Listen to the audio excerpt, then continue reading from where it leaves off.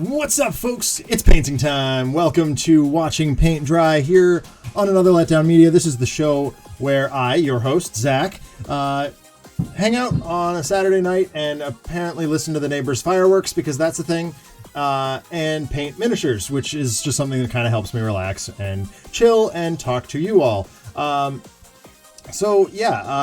Not much of an intro here. I just have to say that, as with all the shows we host here on the Another Letdown Media channel, we believe in civil rights for absolutely everyone and in being as inclusive as possible, so any comments or activity actively working against that goal are not welcome and will not be tolerated. So, let's paint. Paint dry. There we go. Today we are working some more on the lovely little hobgoblins that we started last time, as well as starting work on the miniatures for the board game Brutality, which are much bigger and much more detailed, and I think they're gonna be really fun to paint. So we'll see how that goes. I got a bigger painting handle for those. I'm gonna have to zoom the camera out, I think, to get them all in the frame. She also keeps diving off the painting handle, so that's a thing. It's gonna be interesting. We'll see how that goes. But I wanted to get a layer of ink down on the hobgoblins before we get any further with that. So what I need for that is I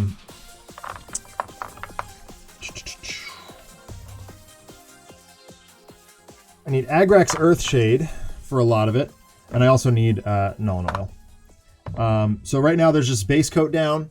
I'm going to lock the focus as soon as I can get it to focus on a miniature. I had to restart the computer against my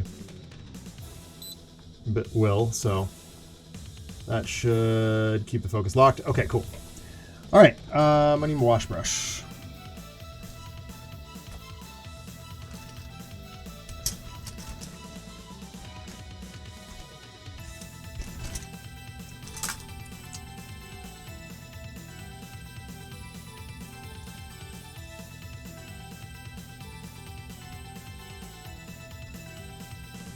Running out of places on my desk to put things.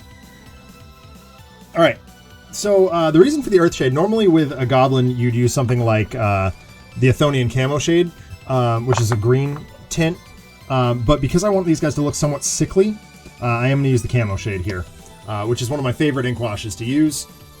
Just kind of makes things look a little dingy, grimy, which is really the look I'm aiming for here. Hey, Westy.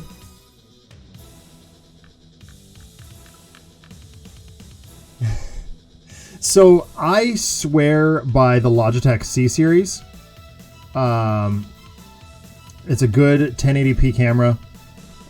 It's a little pricey, but it really gets a crisp image, and cooperates well with OBS.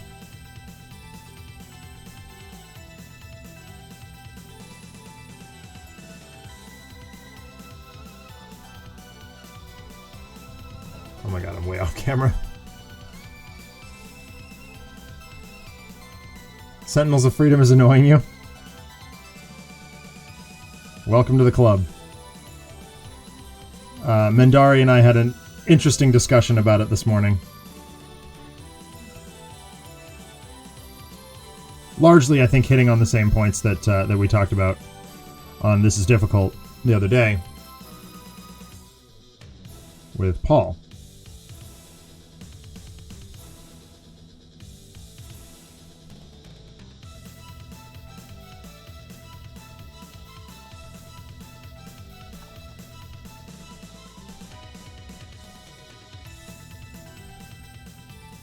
You broke it in a mission? I'm very curious now. Oh, focus is still all bad.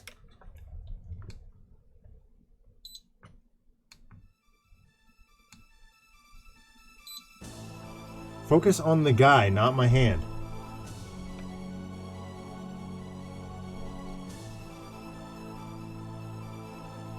I do have the document camera that you're seeing my hands on, Greg, are different.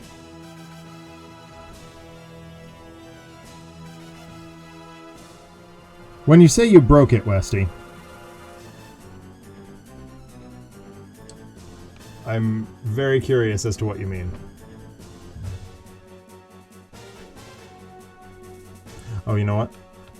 That will help.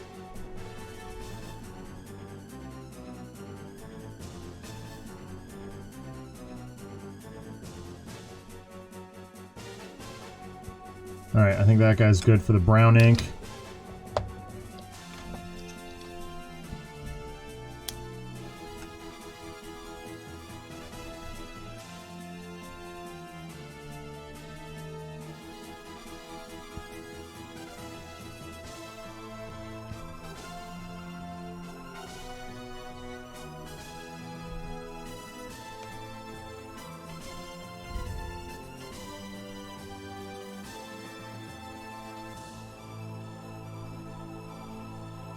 You started a new hero, you're working on the expatriate mission. There was a scene where the villains just keep having turns, but no heroes and the mooks did nothing. That does sound like you broke it. As we say on the Handelabra channel, what did you do?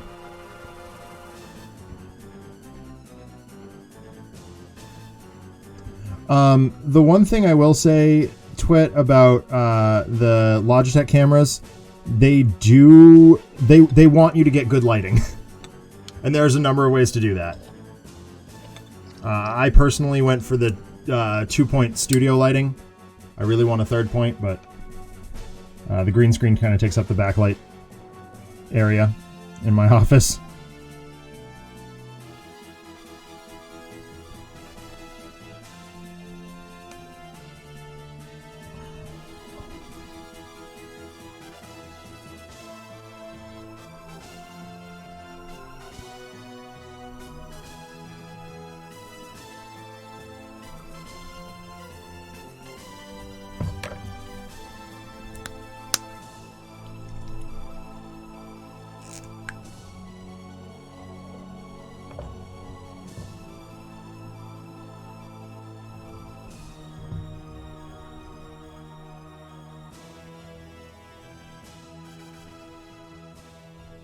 Yeah, the 920 is amazing. I think I had the 910 because mine's a little older.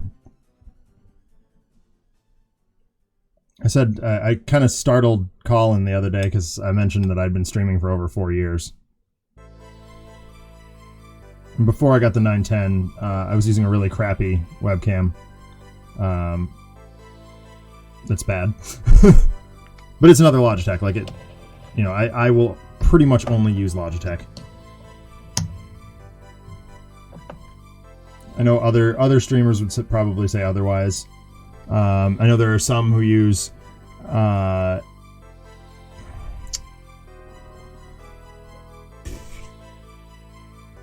like a DSLR, but those are really expensive. I have one. I just don't want to hack my rig to run it.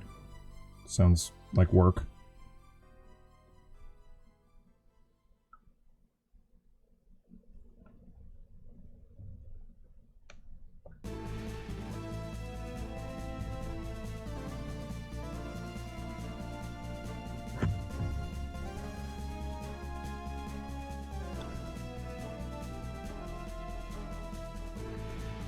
Oh, you know what? I'm stupid. I gotta go back and redo all the 4 that I already did. Because I forgot to do the hand wraps.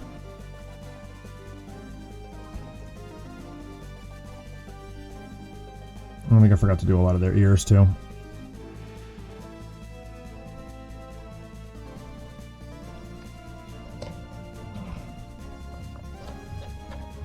I might be able to do this without the paint handle. Yeah, I totally can.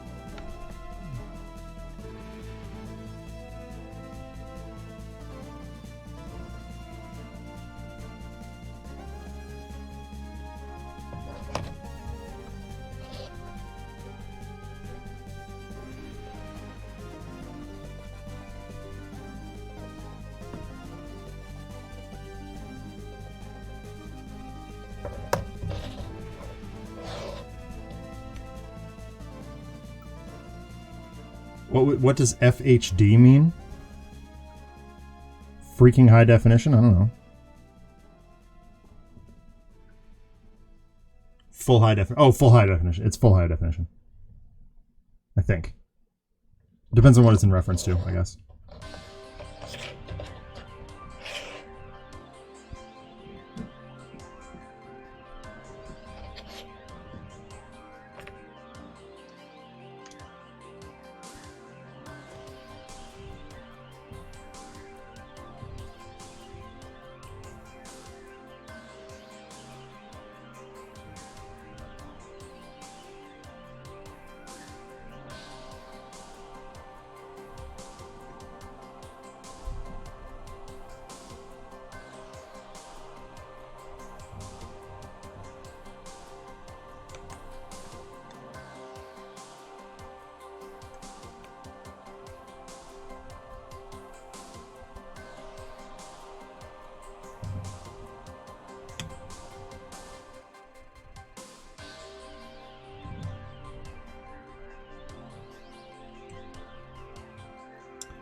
I would also make note that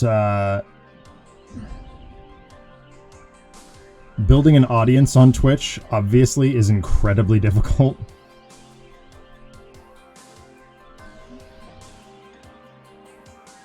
That could also be entirely due to the fact that I'm incredibly boring, but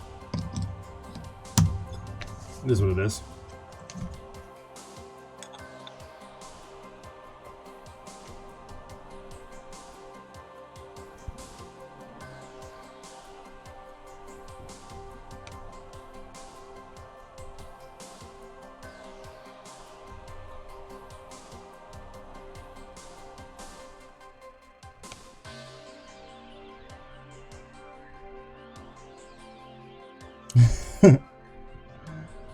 I'm okay.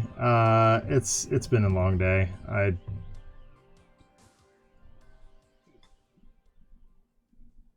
Katie and I both had to deal with some startling quarantine-related realizations today that neither one of us is particularly happy with.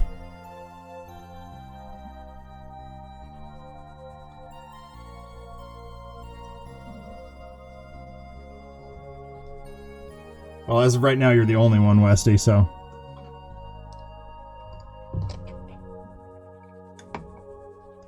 Alright, there's the brown taken care of.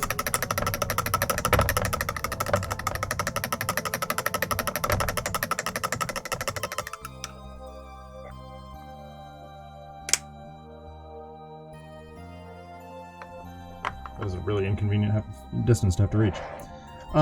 So yeah, as you can see, like... The paint is already starting, or the ink wash is starting to brown them out a little bit. It dulls the green. They're not as vibrant and goblin-y as they were.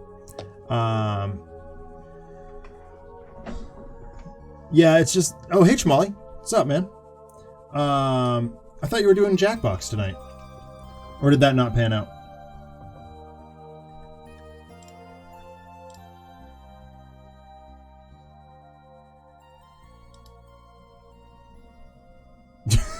Westy with the spelling.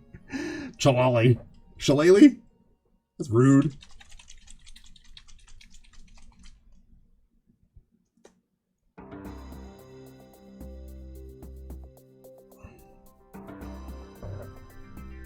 Quickly let Adam know that I'm about to start the brutality minis.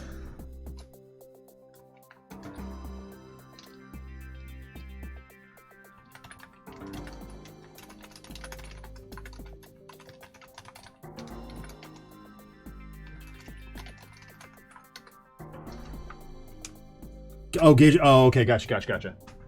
Yeah, like I've played Jackbox once or twice, and like it's just not my jam. I particularly prefer. I just like old school Pictionary is totally my jam.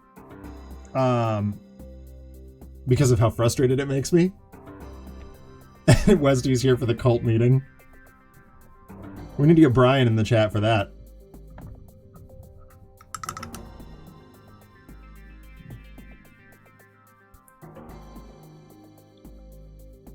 My biggest problem, and like it kills me inside, is like I can never watch other people's streams.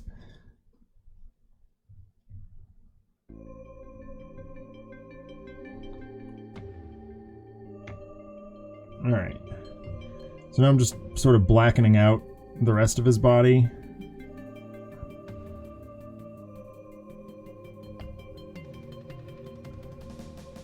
His clothes and whatnot. A lot of painters will prefer the Earthshade here to the Nuln Oil. But just the way I paint minis, I just like them to be a little bit darker.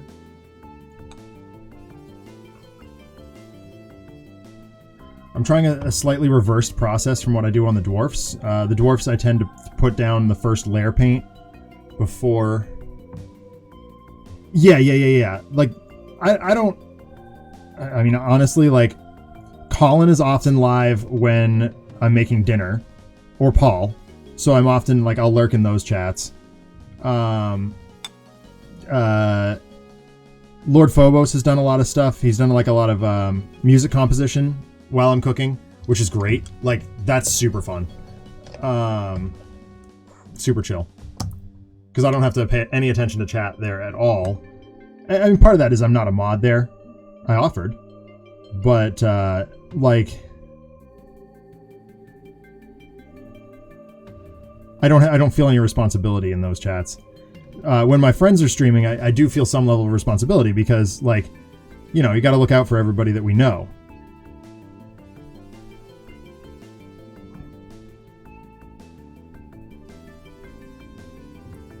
Hey, RPD. Dude. On topic. White base coat versus black. I always use black. If I'm working with... The only exception to that is the new contrast paints. You want a lighter undercoat from GW.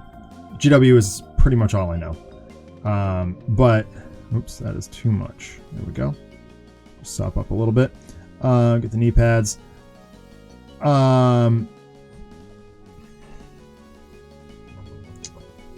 Yeah, I've always... I'm looking to achieve a darker, grittier feel. When we were at PAX Unplugged, Twit, I was hanging out with Christopher, and he and I were taking a look at the Scott Pilgrim miniatures game, and I said, look, yo, like, I can't paint like that. That's not my style. You know, just like Adam has a style when he draws, I've got a style when I paint. And my style is grim, grimy, gross, but significantly more medievally oriented, like, or, you know, medieval high fantasy. I can do sci-fi, and I will on this show as we move forward, but, like, it's not my favorite thing to do. I much prefer to do high fantasy.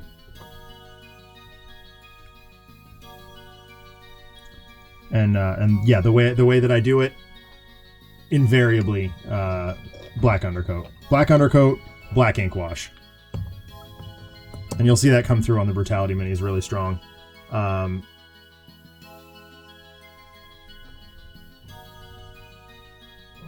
I should add some Zelda stuff to this playlist. Yeah, that's... No, by high fantasy RPG, I mean, like, dwarves and elves and stuff. The Scott Pilgrim color palette is very, very, very bright. And quite frankly, I don't know that GW makes paints that bright.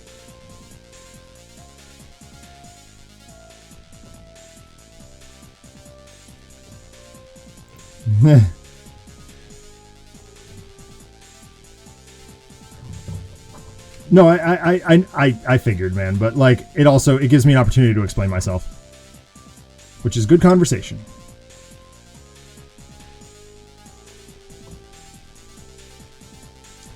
Westy and Twit, I was so happy that you guys set me, or Westy in particular, that you set me up for the come with me on this journey joke yesterday. Like, that absolutely made my night. And Twit, your reaction was absolutely priceless.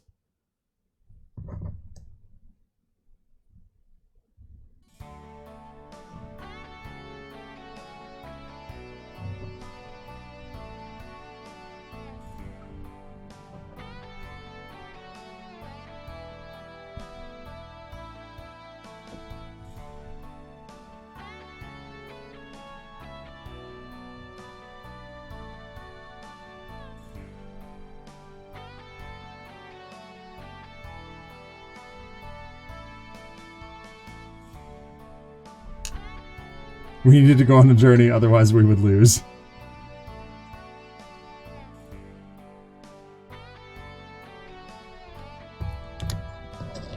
No, I was laughing so hard when Twit was like, yes!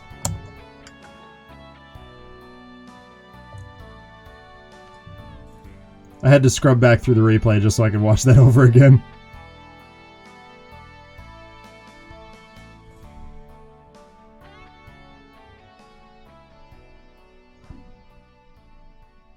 I'm glad everybody had a good time last night. That was such a fun show.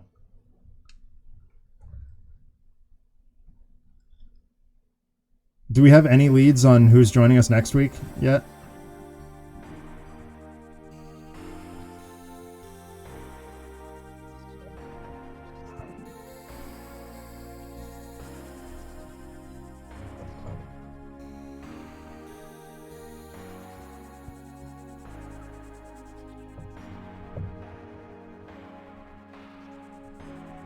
Oh yeah, Kid's First Revolver was wicked funny too.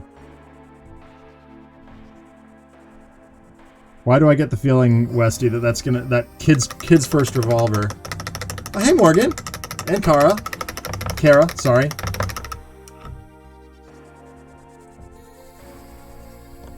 We're finishing up those guys, putting those off to the side. Actually, I got one more coat of ink I want to put on them. The armor, as I did with the Chaos Dwarfs, I do with the Thonian Camo Shade. It gives them a sort of sickly green look. Only a couple of them have it, so we're just going to do that real fast.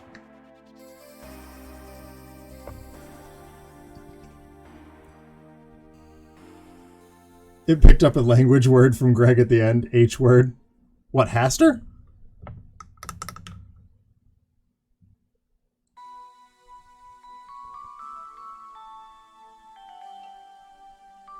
Heck? Hell? I dare say, in a game like Arkham Horror... Hey, Adam! So I'm slapping down a quick coat of ink on these guys, and then we will move on to Mary over here. So we will definitely be getting to brutality tonight. Oh god, and she keeps diving off of this paint handle. Alright, just quickly gonna throw down a little bit of a green ink here. Nice! Master Splinter. I can't wait to see that one when it's done. I gotta get the TMNT minis. Like, once the store opens back up and I can order stuff again, I'll probably order a few of them anyway.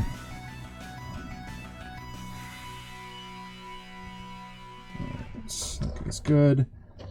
This guy's got a little bit on his wrist.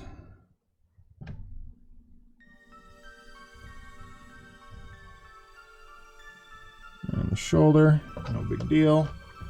This guy actually doesn't have any at all.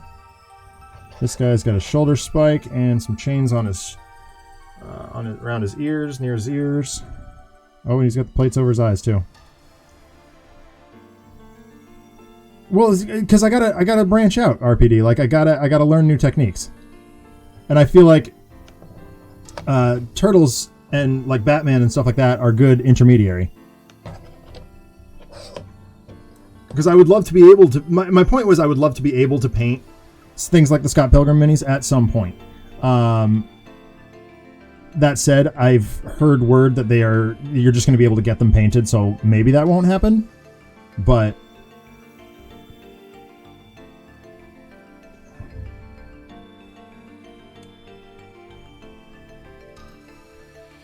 as soon as I've got a free hand. Yeah, right? Like, Christopher and I were talking about it. It's like, they are super duper duper bright. Oh my god, Avatar's coming too? Oh my god. Avatar I could do. I could handle that color palette. But like, the Scott Pilgrim ones are just so vibrantly colored that I wouldn't even know where to start. Like, my brightest color in my rack right now is this purple. And that's definitely not bright enough for Scott Pilgrim. I take that back. Like, I mean, you got your bright greens, but like none of the base coats, none of the base colors would work. This is the brightest I've got for base colors. which I'm actually going to use in a minute. But all right, so I'm going to zoom the camera out here a little bit. Oops, I'm going to knock some things over. Well, I mean, you're about to have more, Adam. You're about to have a lot more. Dude, I want some Dayglow stuff too. Okay, so this is the next model we're going to be working on. I zoomed the camera out a little bit so she's a little bit more visible. I think the biggest component... So I do have a picture of her open in the Citadel Paint app, which is terrific, and I strongly recommend it. So I can sort of zero in on the colors. I think the biggest area of color for this mini is going to be the armor. So, oops, wrong button. Nope, not from camera. From library. All photos, here we go. Yeah, okay, so she's mostly armor. She's got bright red hair. I think I'm going to use a similar technique to the way I do the bronze on the Chaos Dwarfs. I mean, best paints for minis, in my opinion, Citadel. But then again, I'm a little biased because A, it's all we carry at the store, and B, most of what I paint is Citadel minis. So if, you know, the paints support the models, right? Like if the paint clearly screws up a model, we can call Games Workshop and be like, yo, refund now, please. You know, where if I use Reaper on a GW Mini, I have no recourse. Anyway, so yeah, she's got bright red hair, which we're actually going to use a yellow undercoat. We're going to use a yellow undercoat for, and then do it with inks to make it look red, and tints and stuff like that. She's got a lot of her kilt is sort of this part here is sort of a green, a very dark green. She has some wood area and a lot of gold. So, and the gold is going to come primarily.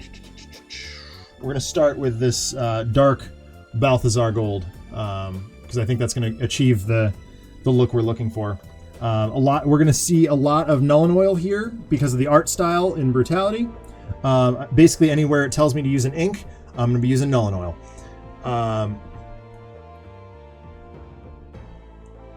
Yeah, hit me, RPD.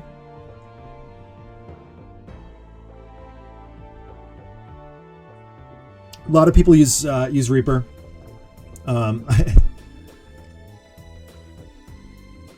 I hold nothing against any other brands. Like, Citadel is what I've literally always used. Yeah, okay, so we're going to start in with the Lead Belcher, just like we did everywhere else. And I'm actually going to pull open an image of her on the second monitor, so I know what I'm doing. Turn the keyboard on.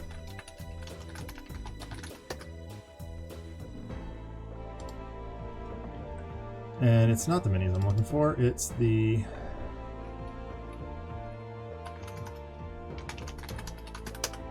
Mary the Brutal. Here she is. Let's go big with her so I can see what I'm doing. Oh, perfect. Perfect. All right. Oh, yeah. It's high quality. Loving it.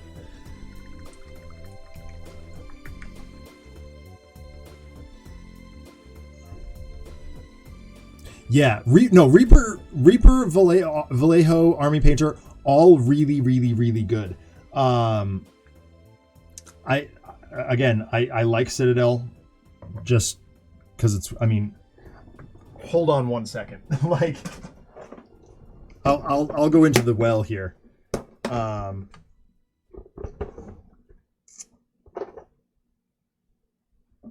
Boom. Move, Mary. This is an original run from when I started playing Citadel Paint Can. The colors have not changed, only the way in which they're used. I also have, like, at one point, this is what inks did. They were so solid that they would lock down the cap. You had to use a pair of pliers to get it off, and it would just explode everywhere. But I kept it because nostalgia, I guess.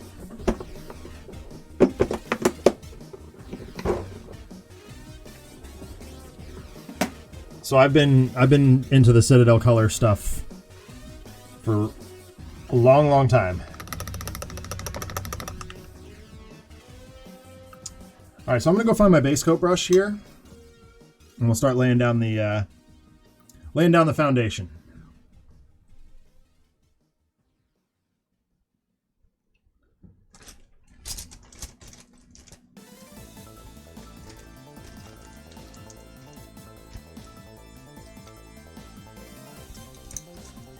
One of 4 or 5. Sick of all the highfalutin restaurants in this local area, Earl Finewood set out to create his own restaurant in the spirit of what he loved the most. Good ol' America. I'll do the best voices I can for this RPD. I'm not exactly sure what the tone is yet, but... Oh, shoot. Unless you want me to do my, like, newsy voice.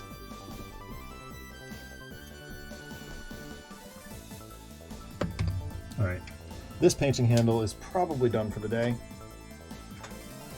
Problem with inks is you have to let them dry for an excessive amount of time.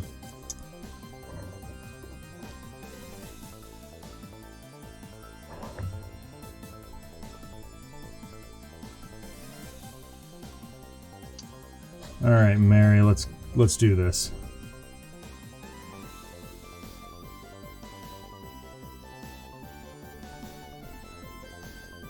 So this whole, well, with the exception of the bit that I just slopped paint all over, this whole, like, chest piece is all silver.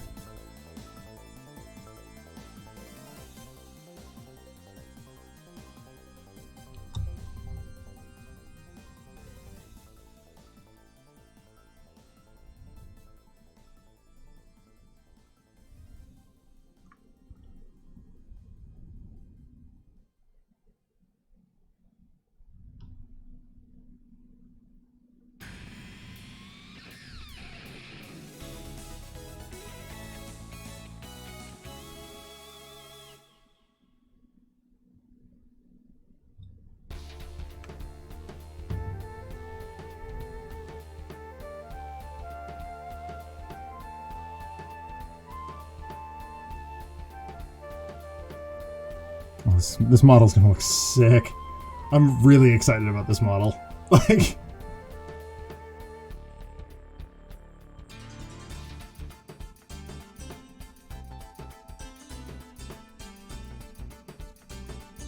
his complete lack of any culinary capabilities didn't stop Finewood from creating his own menu of American staples, and the opening day would long be remembered as a complete disaster. When major food critics slammed the food as tasteless and dull, Finewood directly attacked them by questioning their patriotism. I think I got a voice now. These minis are super dope. I love them so much. The scale is, like, kind of throwing me off, but, like, oh my god, these hobgoblins are totally in the way.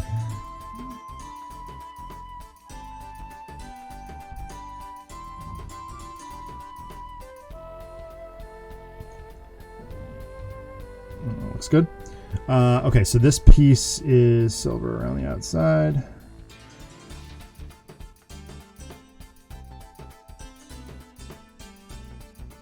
Nice, nice. Okay, looks like... Is it? Huh.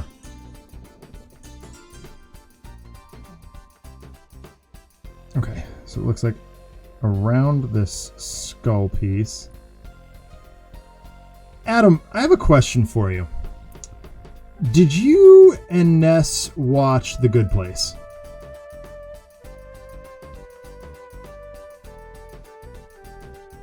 I guess and or is appropriate there. Yeah, right? Okay, cool. Because I started... Okay, cool. Because I just started it this afternoon. Oh my god, stupid YouTube. Yes, I'm still here. And, like, yeah, I'm really digging it. And I was like, I can't remember who told me I should watch this show. Like, invariably, it's either you and Ness or my buddy John.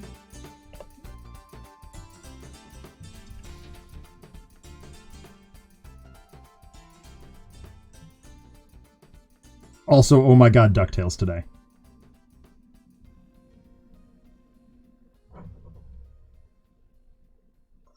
bears here.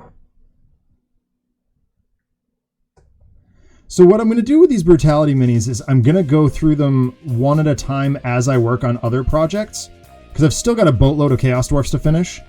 But like these are really good sort of, you know, intermission models. I've also discovered that in between / during Zoom meetings, I can sit here and paint, which is kind of cool.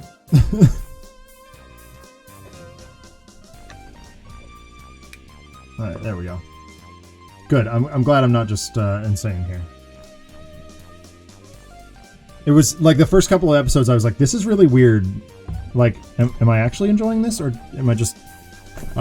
While true culinary fans knew to stay away from this garish, expensive restaurant filled with food that lacks any semblance of planning or thought, Tasteville supporters feel both inspired and comforted by Finewood's constant attacks on food critics who, quote, don't know nothing about what they're saying, unquote. There you go.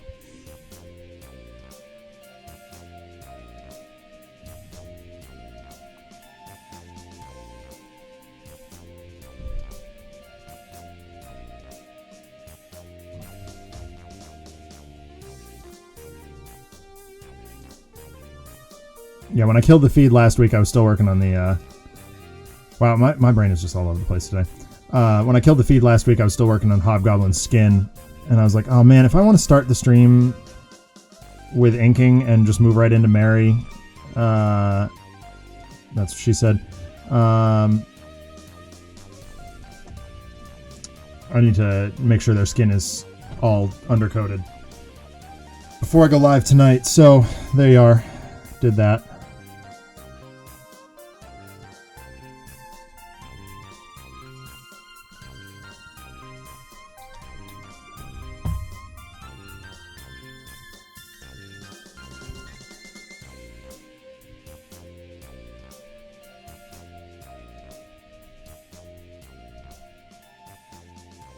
Okay.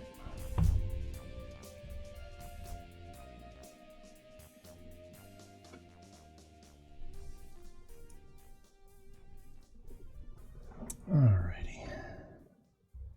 We got the big bear on her shoulder. We got the gauntlet on her arm, which it looks like is entirely silver. She's just really into bears. Badgers, maybe? One notable treasure of Tasteville is its collections of American flags with 50 white stars on them, as opposed to the memorial flag with the proper 38 white stars, 9 gold stars, and 3 black stars, which was adopted after the Blue War of 2025, the end. Good enough, RPD? My narration, I mean? I think that'll be my voice for your little food lore tidbits.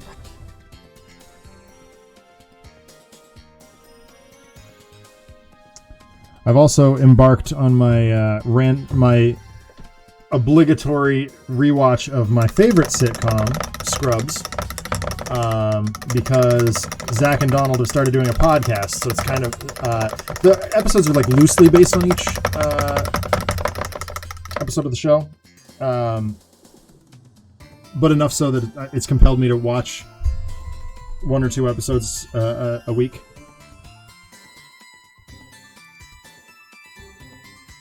Scrubs is amazing. Will always be amazing.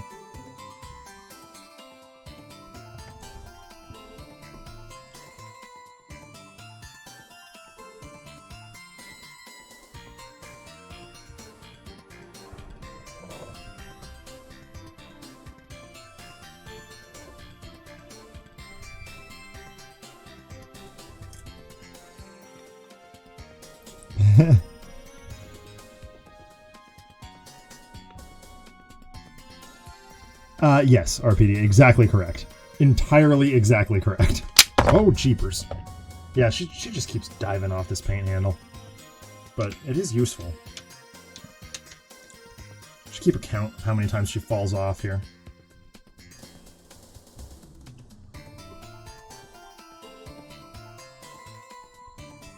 If I was feeling industrious, I'd put it on an overlay.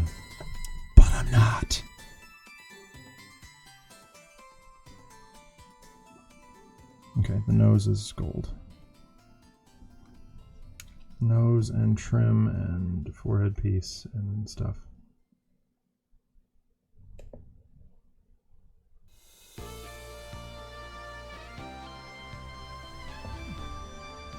Over the bridge of the nose is silver.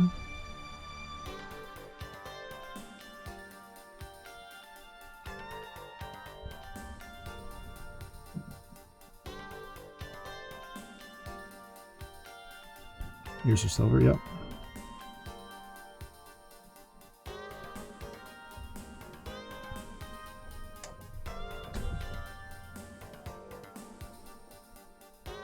Man, I'm having so much fun painting something that's just not a Warhammer mini.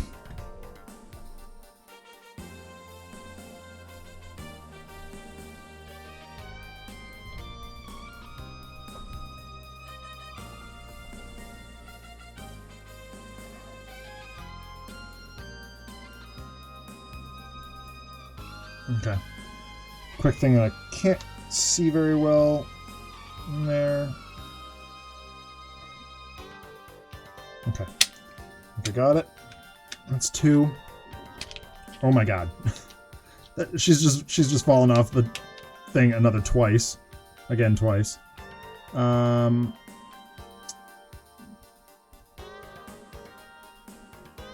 Looks like that's... There's a couple pieces that her art doesn't oh, yes, it does. Okay. Her elbow guards are also silver. I feel like I'm going to go through a lot of Lead Belcher during the Brutality minis. Because they're all arms to the teeth. Demon King especially is just like all armor. He's going to be really interesting to try and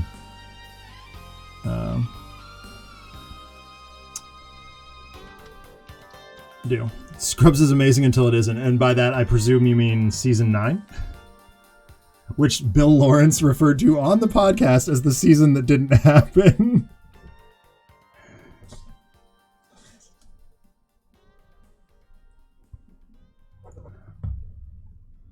Yep, season 9 does not exist.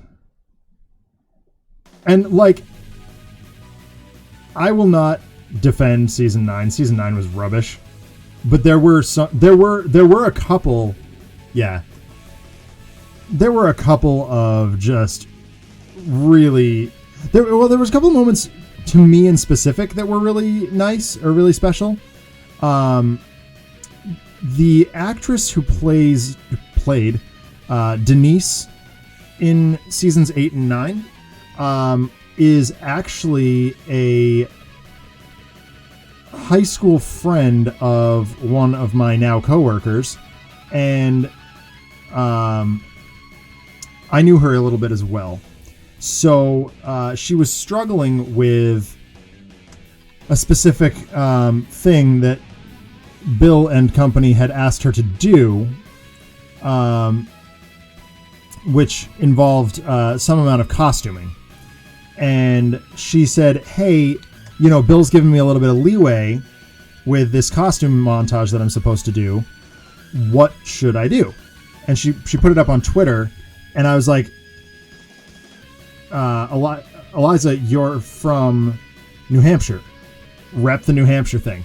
And she goes, oh my God, that's a brilliant idea. And she's like, I'll do New England just to make it a little bit more like a little easier. And that's part of why she wears the Bruins uniform, or Bruins jersey, in a costume montage in season 9.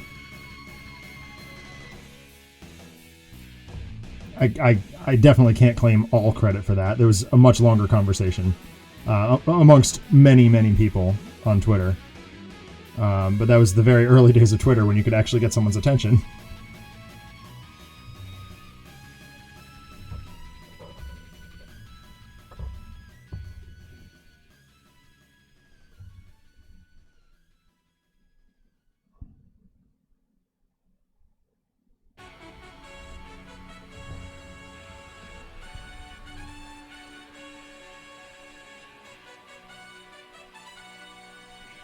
I love how epic this music is.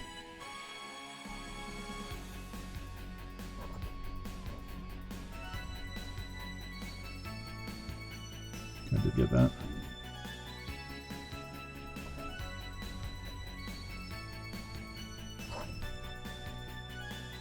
Looks like the sword and like the tips of her fingers.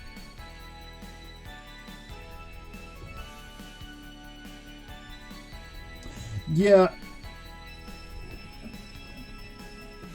I think, like, I really loved I loved season 8 of Scrubs.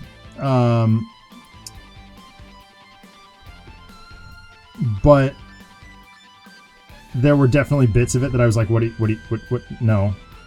Stop. Like, what are you doing? Scrubs, go home, you are drunk. Alright, Westy, have a good night.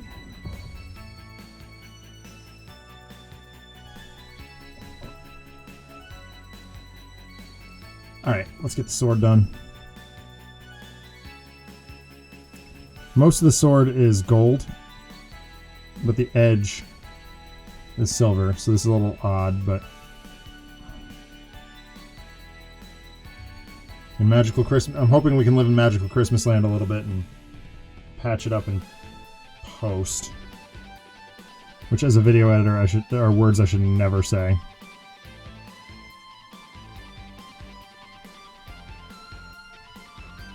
I forgot what season once.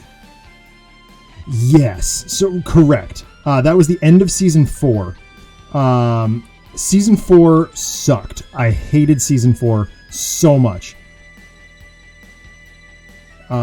Because of that. And a couple of other things. I thought Tara Reid's character was dumb. I thought Heather Graham's character was dumb. Those were both season 4. I believe. Either 3 or 4. Season 5 was hot garbage. I did like season 6.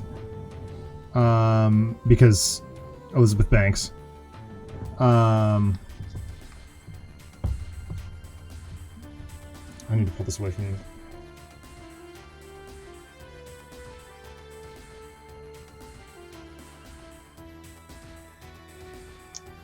Season 7 was cut off by the writer's strike, so that just sucked. Alright, oh, the sides here. Okay. Yep, that's fine. Okay.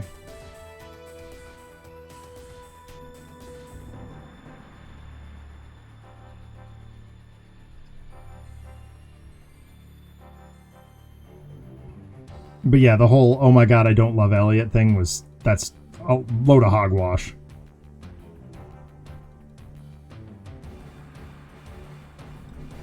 Oh, I'll do the buttons in a minute.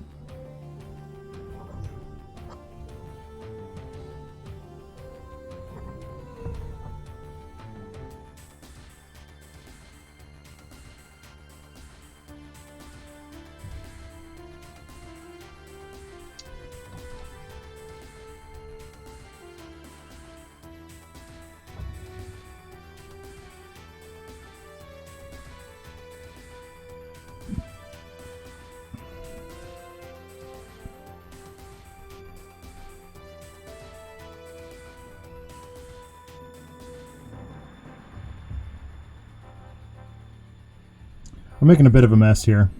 I'm not super worried about it. A lot of that is just so I can see it later. This is like rusty, weird metal. So that's fine. It's mostly a leather strap, so we'll just do that, and then we'll get the leather strap. Okay, so I need some Bugman's Glow for the face.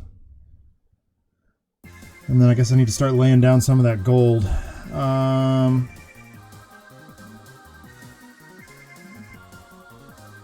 Might end up coming back to the lead belcher. We'll see what happens.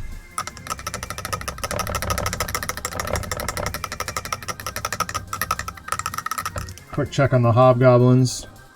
I think they're looking pretty okay.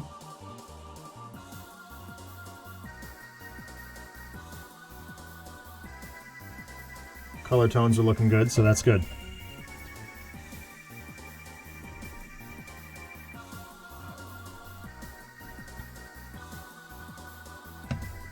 I should update the overlay while I'm watching paint dry here. Currently painting.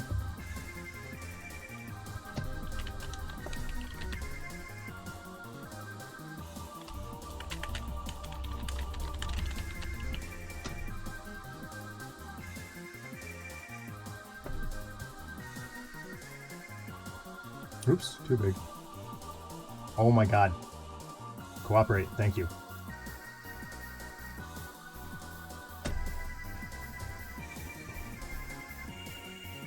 Alright, let's close up this lead belcher.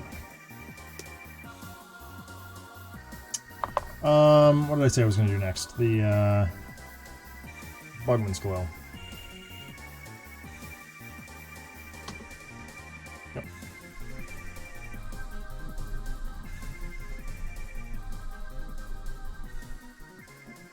She doesn't have a whole lot of skin showing here, but that which she does is this bronzed flesh color, which used to be just called bronzed flesh. Now it's not.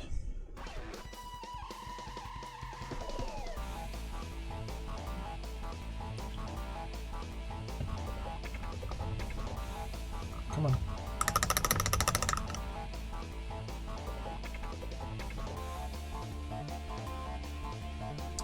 I should probably move my pen tablet stylus out of the way so I'm not dripping water all over it. That seems wise.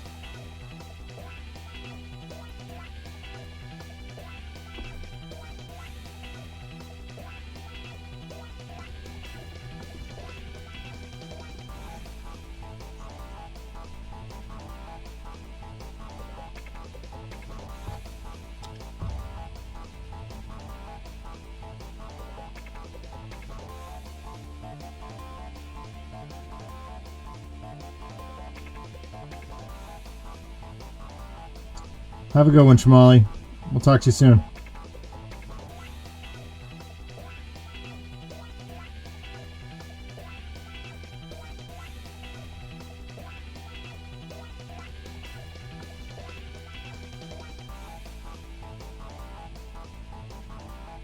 I love the way her hair falls over her eye.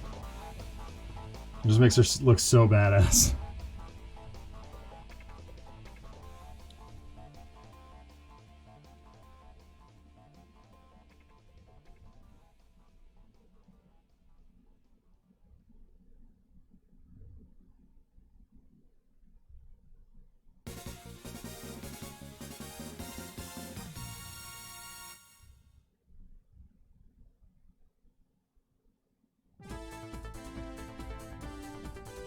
Yeah.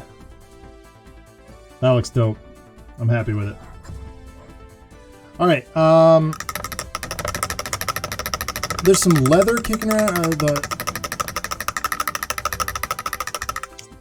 I'm gonna use the app to try and figure out what the tone is on areas like her boots and stuff. So, 1 second.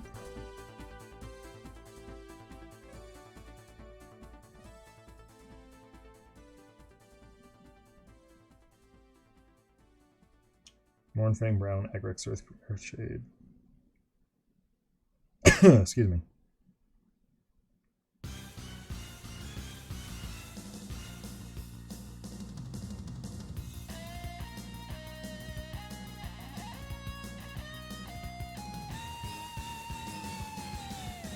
Okay, so I'm gonna find Dryad Bark.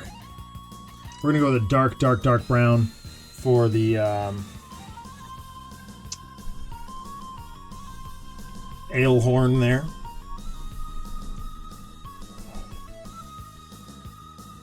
And her gloves, her like gauntlets. I guess I could do her boots this way too.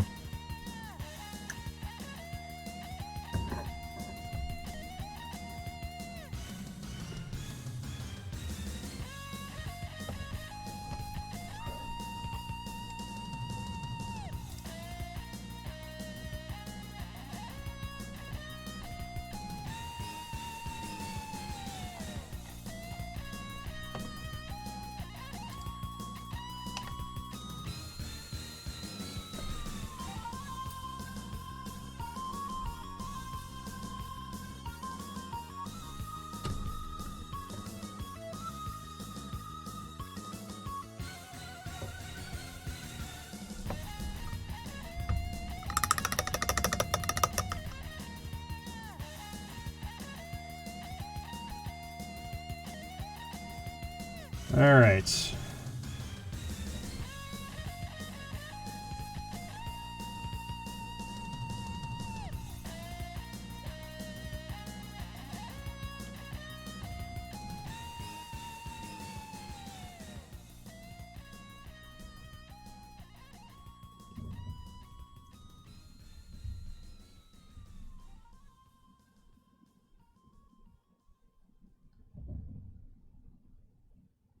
Oh, that's gold.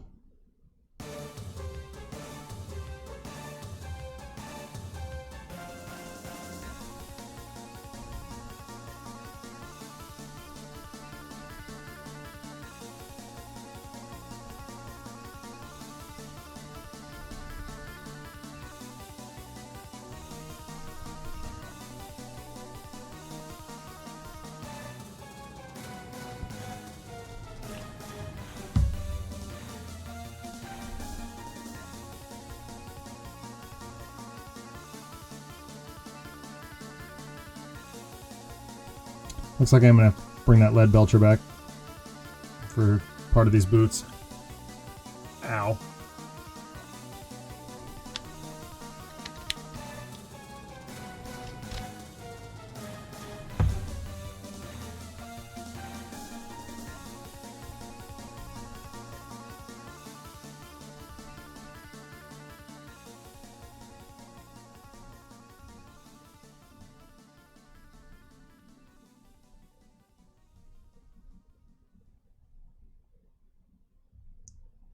I really like this dryad bark for boots.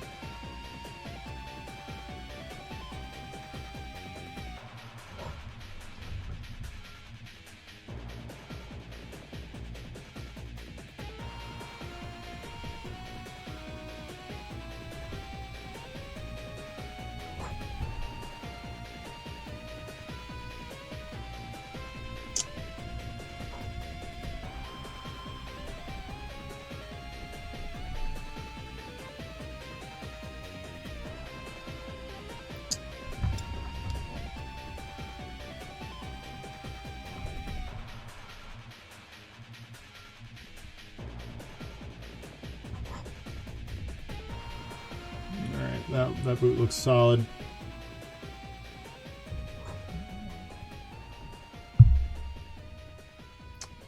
I'd like to get her base coating done today if I can. I think that's my goal. I think that's my goal.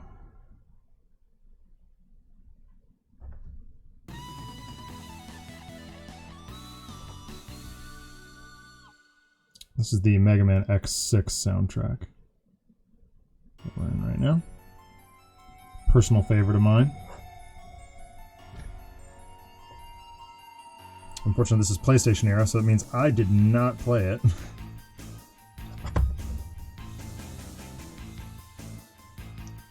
Because the closest PlayStation to me was my cousin, who was well over an hour north of me at the time. And the problem with my cousin is if we were there, my parents were with us, which meant that they had an easier time controlling whether or not we were playing video games. Also, my cousin was just in no way interested in Mega Man. All he wanted to play was Twisted Metal, and now with good reason. I love the Twisted Metal series, or specifically Twisted Metal 3 was kind of a favorite of ours. Okay, so this is just any bits of cloth of any kind. I guess that's this? Yeah.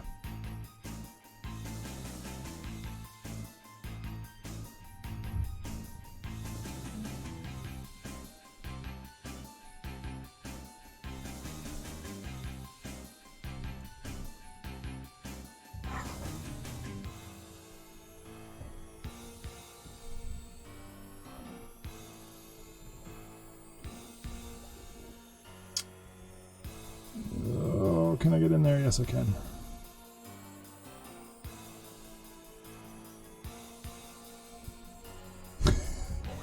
This sword is doing some really bizarre things because of the rubbery plastic that it's made out of. That's gold.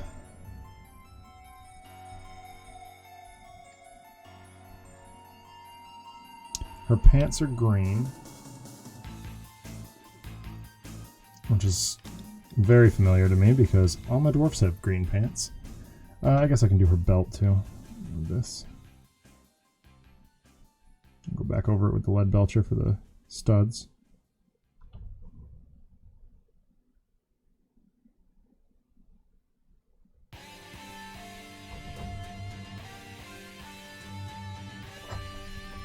I'm going to do the casque in a bit of a different color.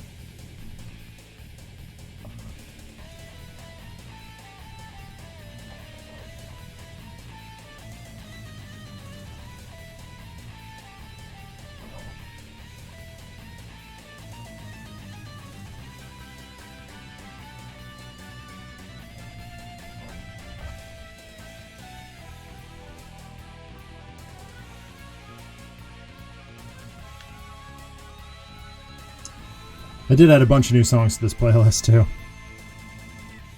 I added Metroid and F-Zero and stuff.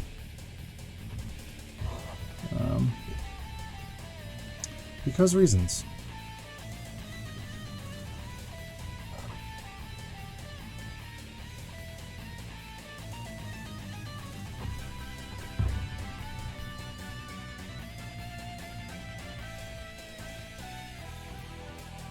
Okay, it looks like I gotta lay down the green before I do the gold. I also want to lay down the base coat for her hair.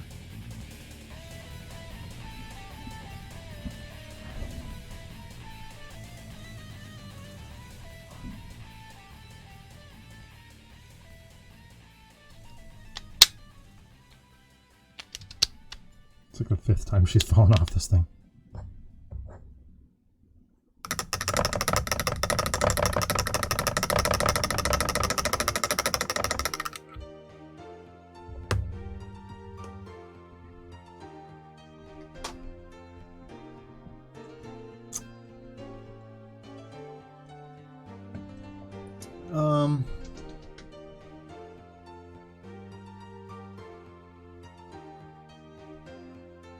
Yeah.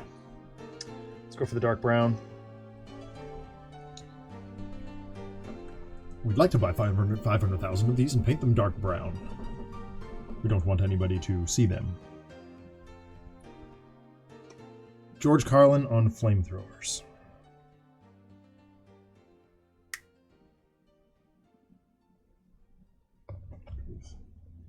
A lighter brown here for the casque.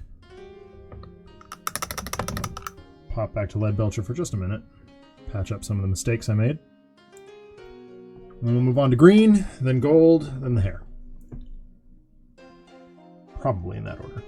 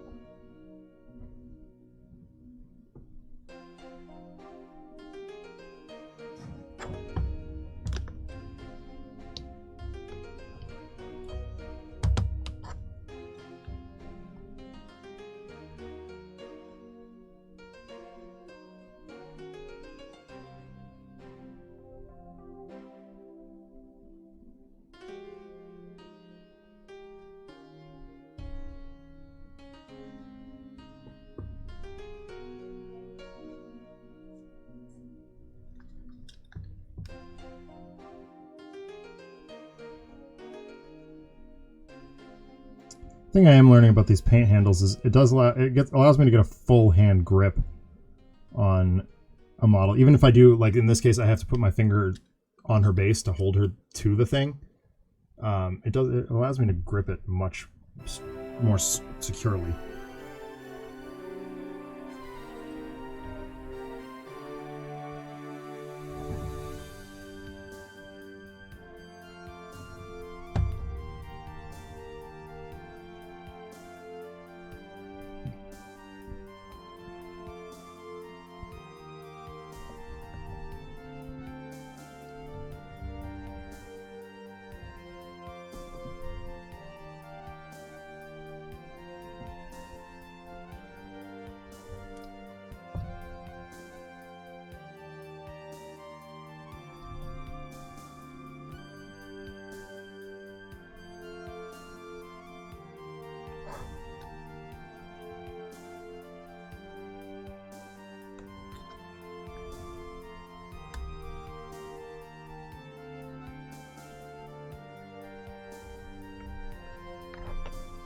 Her arm is like totally in the way, so you guys aren't seeing much of anything right now, but I swear I'm painting this cask.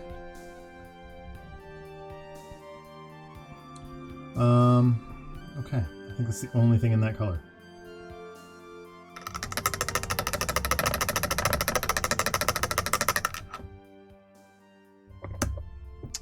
Bop back to Lead Belcher for just a moment.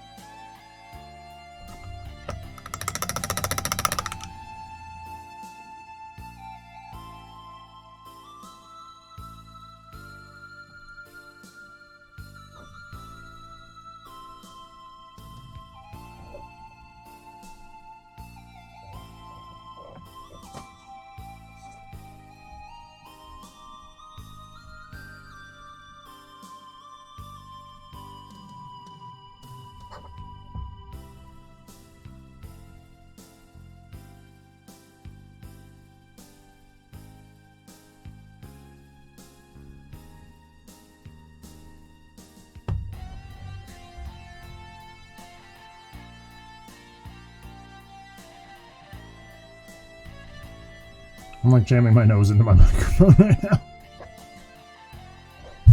Trying to focus.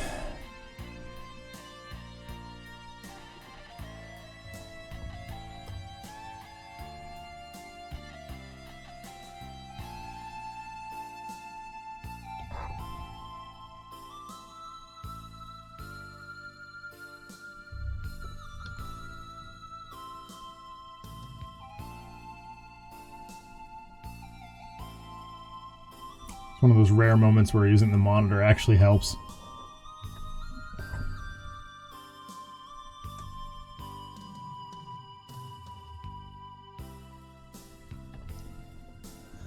Okay. Studs on the belt.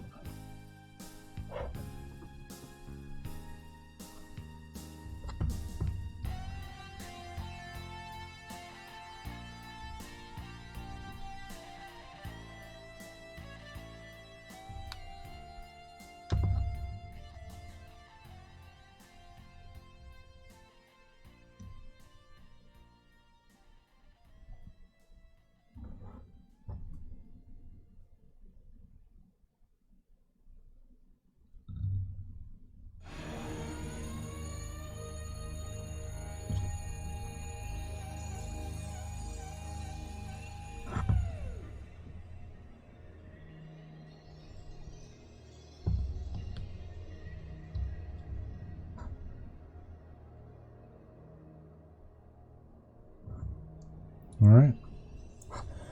I think it's green time. Actually, before I do that, I'm going to patch up. I missed a bit. I slapped a bit of silver on her hair. I'm just going to quickly Abaddon black that out.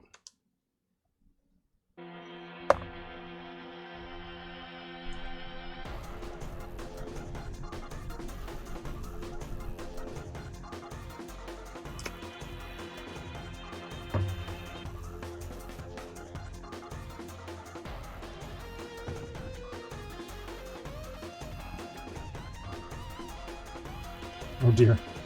It's very thick. Very thick paint.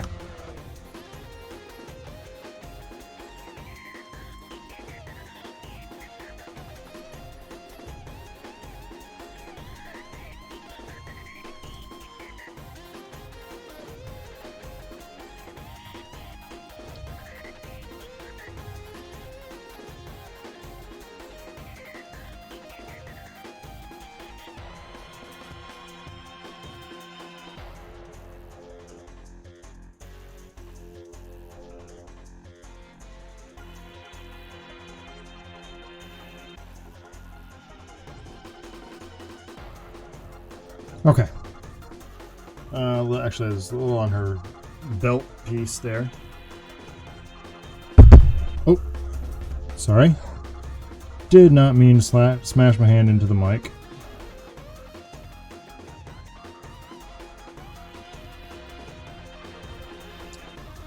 All right, that ought to do. Oh, there's Okay, I just saw another bit of lead belcher.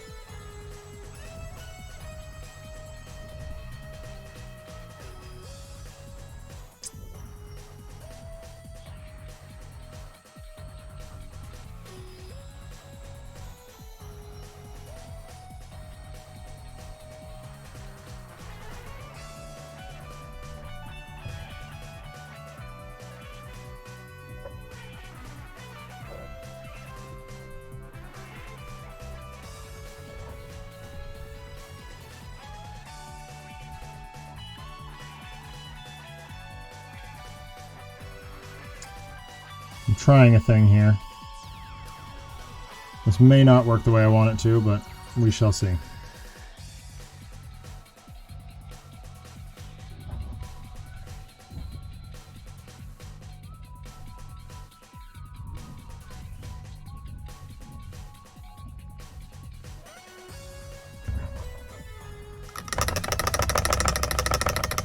think I need to get that dry bark back out.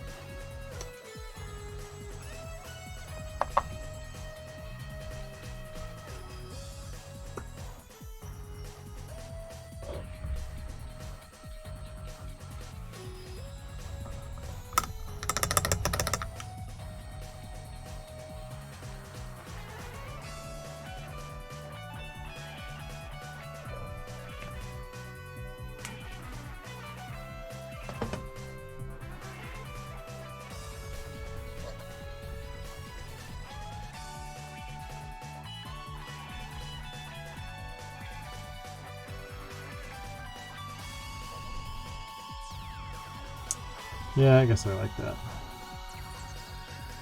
I guess I like that.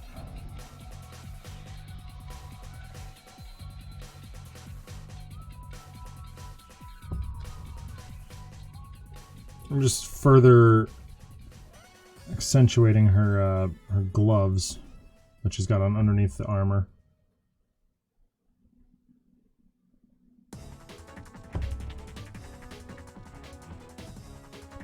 Yep, that's fine. There's another piece of Bugman's glow I need in there.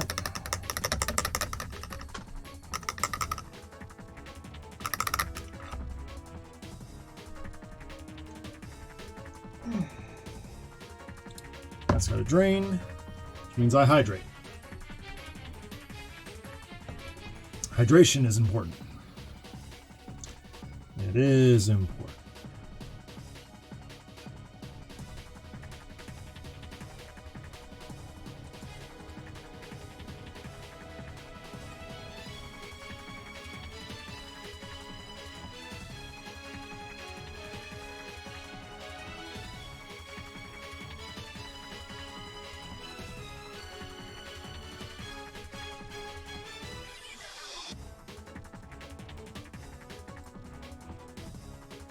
Oh, I lost my... Okay, there we go.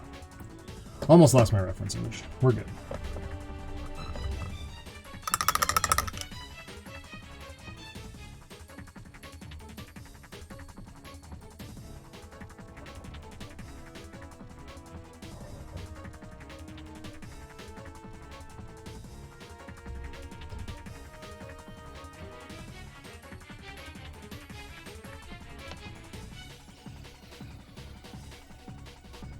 There we go.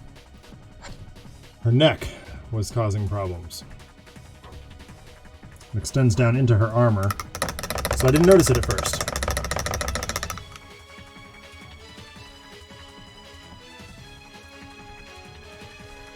Alright, I believe that brings us to green. Once again, I will employ the assistance of the Citadel Color app.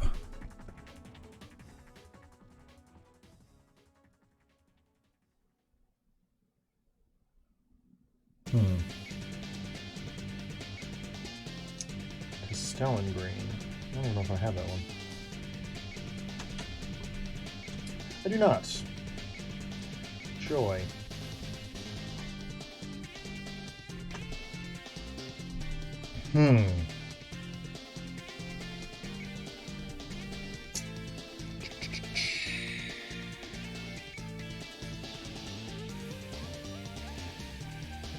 This is still in the box.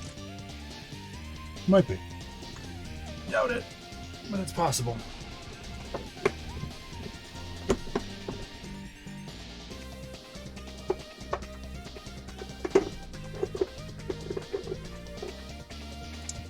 It is not. Lovely. Oh boy.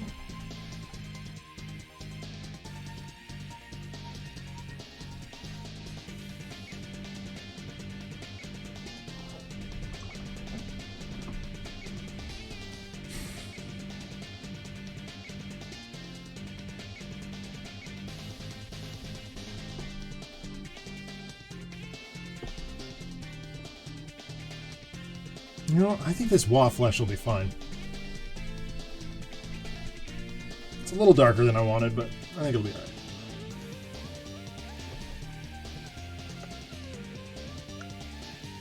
Oh my god. It's incredibly, like, congealed.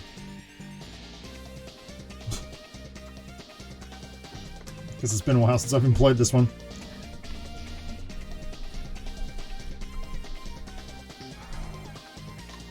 Oh, it'll be fine. Just gotta let it drain a minute. Mr. Chomps, what are you... Thanks, Bard! Thank you for the host, my dude.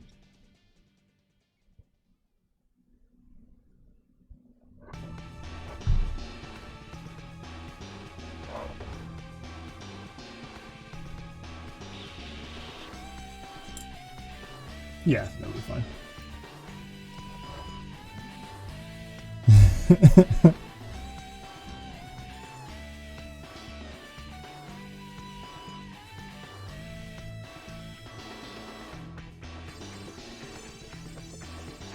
Yeah, I like this green a lot. Shows up actually better on camera than it does on the miniature, which is kind of funny. Man, it is thick though.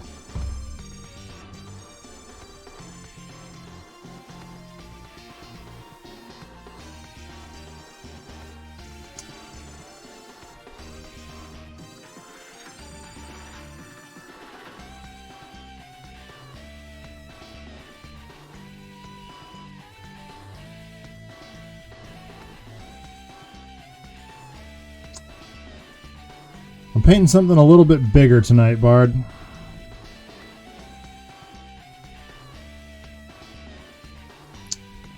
Brutality.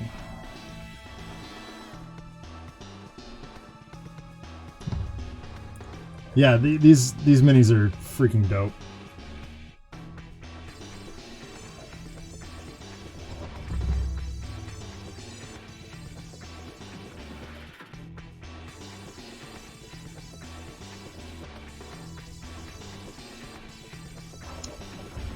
I may, for the first time in recent memory, have to actually thin this paint down.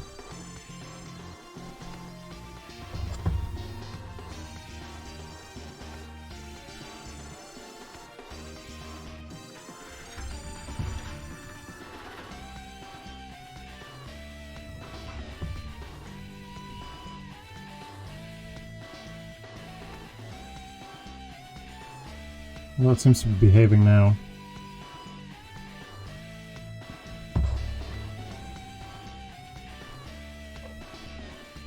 So what I'm going to do, because I couldn't find the slightly lighter green that I wanted, I'm actually going to use an earth shade on this instead of the Nuln Oil that I expected to use.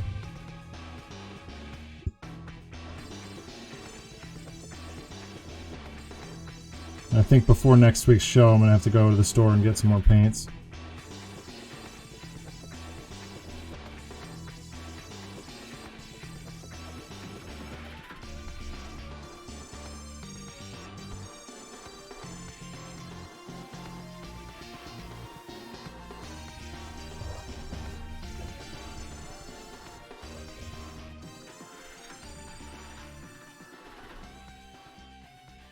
Yeah, okay, there we go.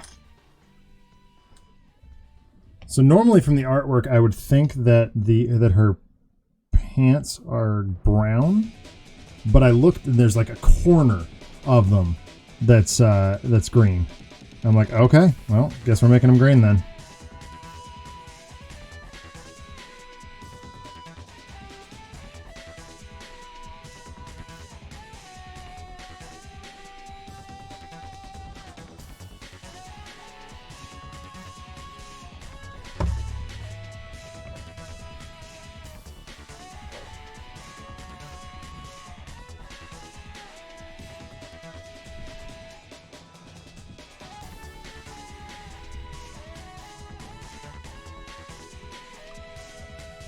Right?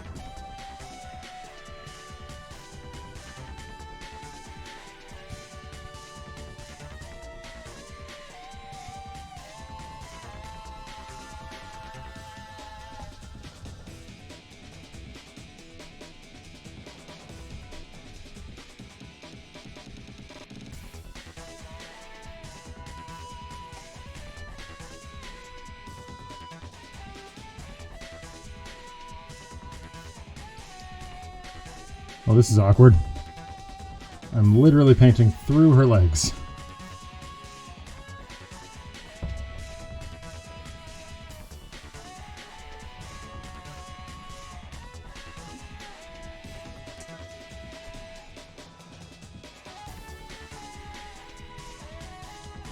Hey, Mist. Going okay. Going okay.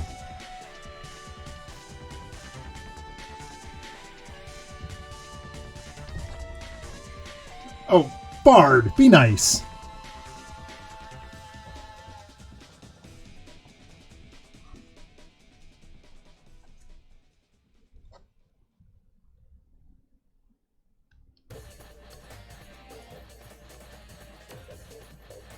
Yeah, the painting's going pretty well. Made a little bit of progress on. Yeah, I know.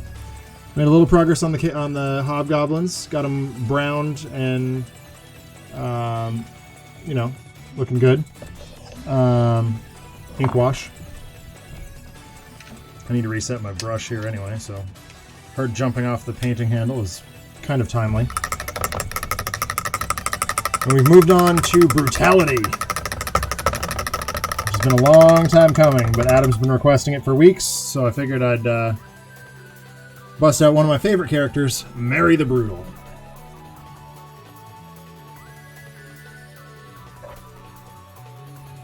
Oh, she sure is. She hits like a tank. Granted, I mean, that's the point of the game, is to hit people kind of like a truck. So this is a game that some friends of mine backed on Kickstarter, and I was like, oh my god, this game is dope, but I can't afford it right now. So I reached out to the designer, Stephen Frost, and said, hey, you know, I do a podcast where we talk about games, which I haven't done in a while, but at the time we were doing fairly regularly. And he's like, oh my god, that's great. Here's a print and play copy. Let us know what you think. And so ever since, Frost and I have been going back and forth a bunch about, you know, what can be improved and whatnot. And eventually I ran into him at PAX East, and he's like, oh my god, here's the finished copy of the game. Your help was invaluable. And I was like, oh, well, I mean, I'm going to pay you for it. And he's like, fine, $100 for the lot. And it is a lot. But it's a game well worth having if you get the opportunity to try it. It's super fast paced. It's 2 or 4 players. I think it plays best with 4.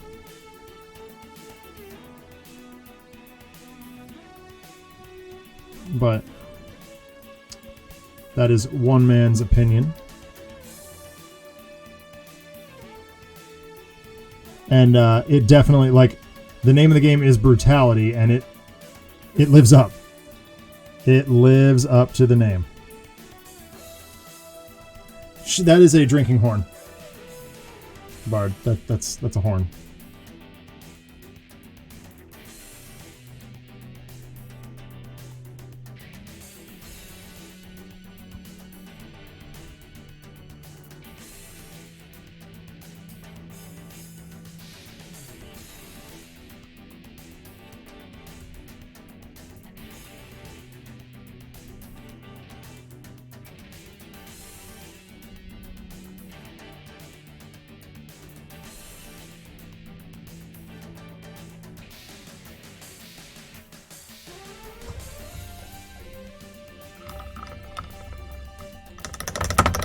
It is 2-on-2.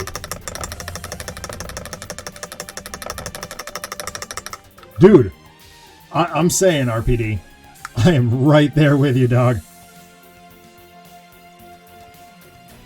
There has been a distinct lack of Cherry Garcia in the house lately.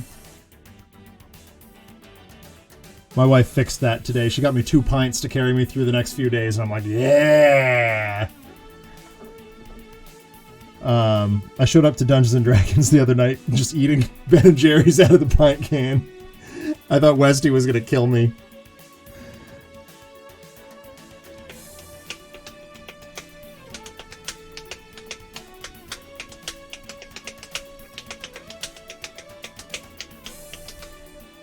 Alright, so I think I got the gold and another go around with the silver, and then her hair need to be done. Yeah, RPD's always around. But he does choose very, Oh, dude, yeah, no, they don't even make that anymore, man. That is a definite graveyard flavor for sure.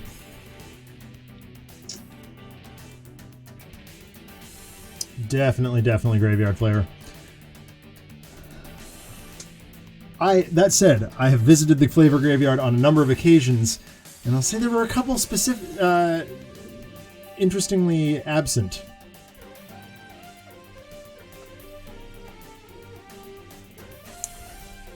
Actually, let me hold on 1 second there, Bard, before we write it off completely.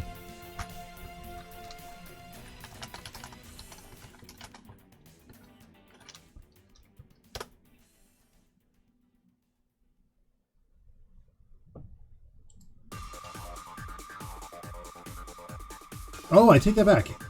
It has a modern pint container. It may have been resurrected.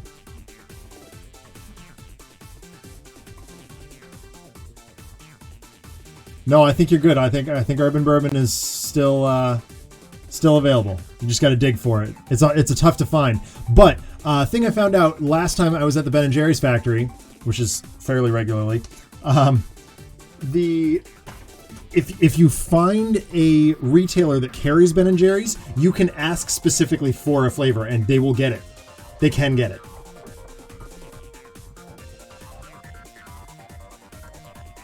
So that is good food for thought.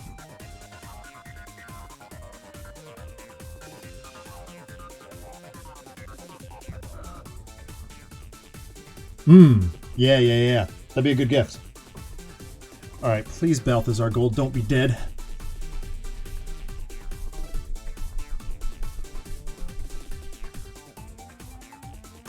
Oh, it is not.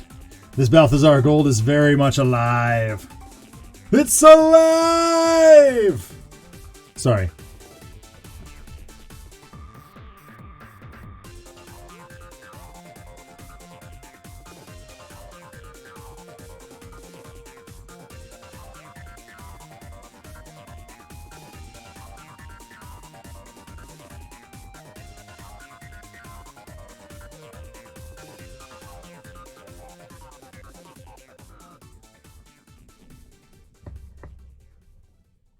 Is that usual?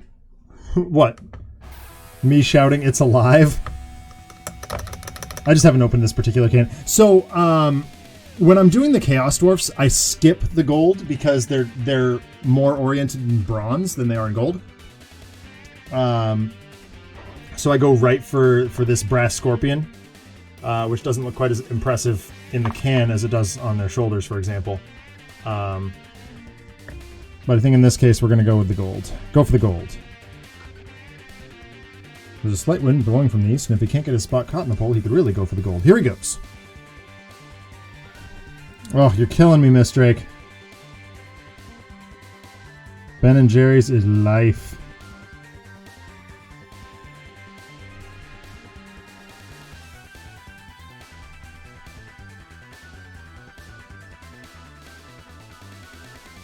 Oh, I'm off camera again.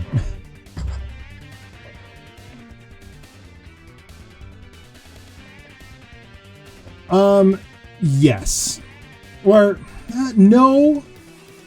Like, actually, no, definitely not at all. Like, a lot of the pros will use multiple different brands depending on the look they're trying to go for.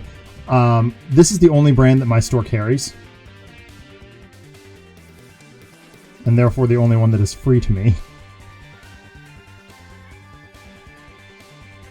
Oh, this is looking dope. Very happy with that.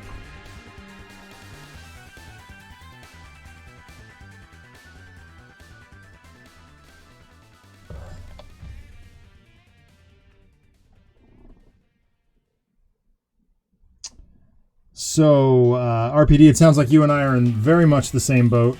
Cherry Garcia is my jam, buddy.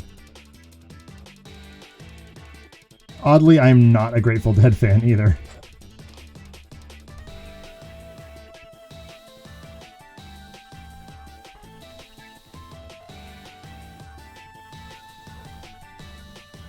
It's not that I dislike the Dead, very much far from it.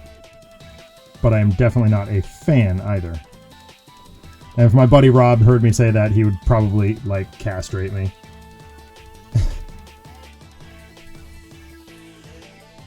I'm just not into jam bands.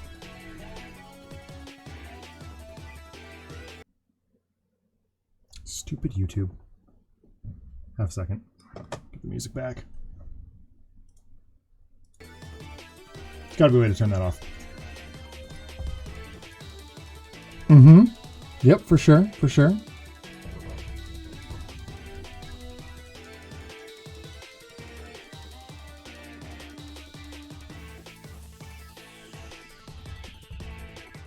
Oh yeah, I'm loving that. That's looking good. Oh, right on, right on. Yes, I did listen to LeBrock. Oh my God, Bard, so good. So good. Did you, you were the one that told me about Phobos too. I was actually listening to Lord Phobos do some tracking live the other day. It was pretty fun, if I'm being honest. I can't handle the vocoder he uses though when he's talking on chat or to chat. It's horrific.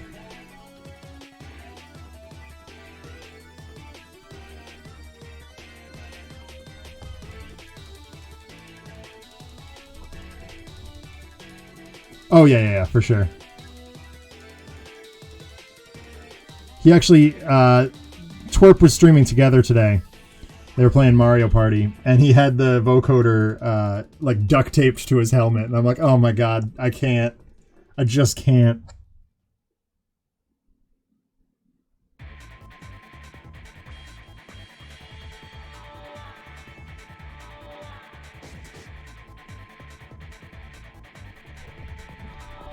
Like, when I met them last year, I definitely heard his real voice. So, it's like, well, alright.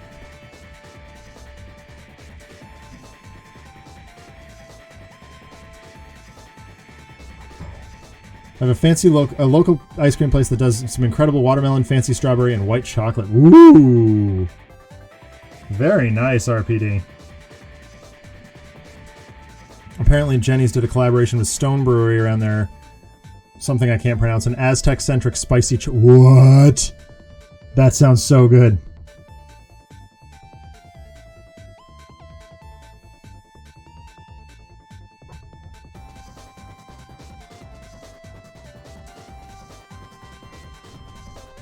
Yeah, that tracked nicely. Okay, cool.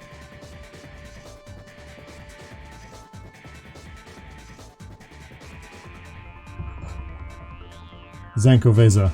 Jankoveja. Something like that.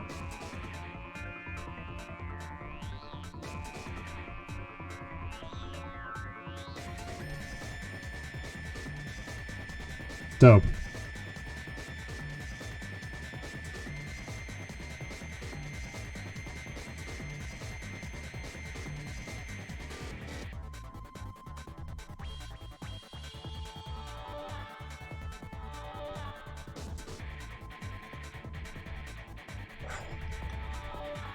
Something that like that without any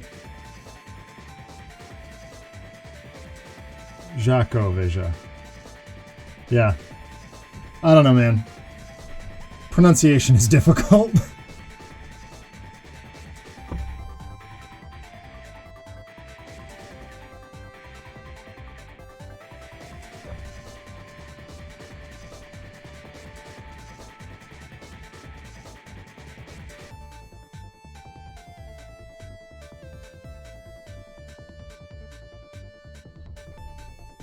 Jacques Oveza. Sure.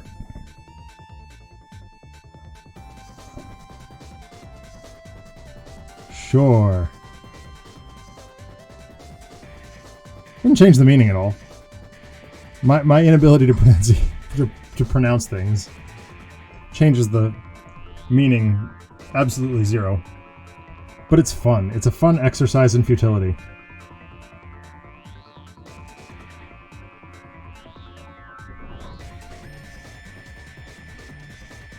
Should be a new channel reward. Make Zach pronounce a weird word. I'm kidding. RPD, don't get any ideas. I have a hard enough time pronouncing Elder God names.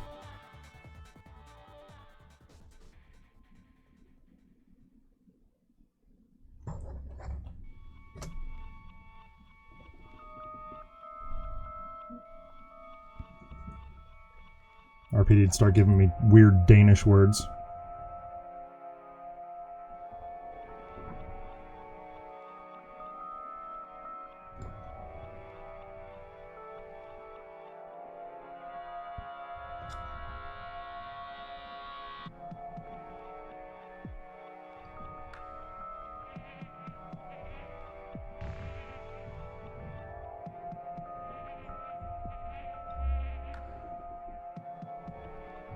How did I miss that?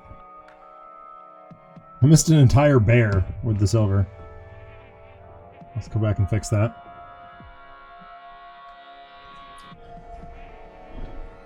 Welcome to Zach Makes Mistakes. Oh, the words that could serve you up, especially since Scandinavian language has 3 extra letters, and accordingly my keyboard has 3 extra keys. And they're all vowels. Oh, lovely.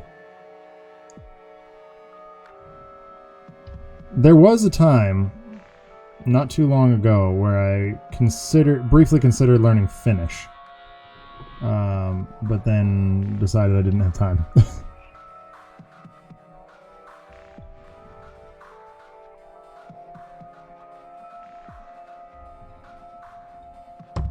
Yeah. Okay, yeah.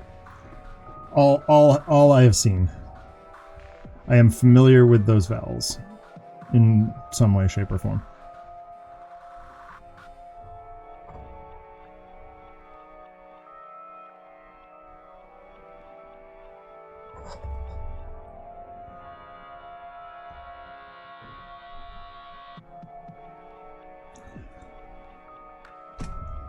I listen to a lot of music from Finland, Norway, etc.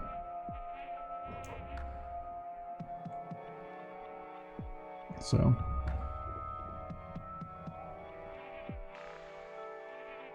I've seen a lot of those strange characters in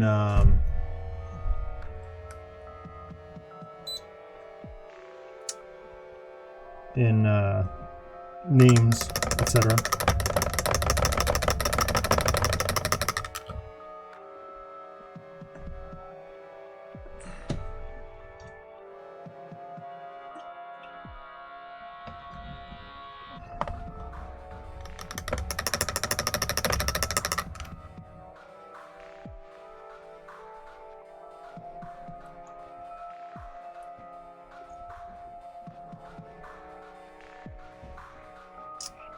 Gross. Paint decided to do clumping.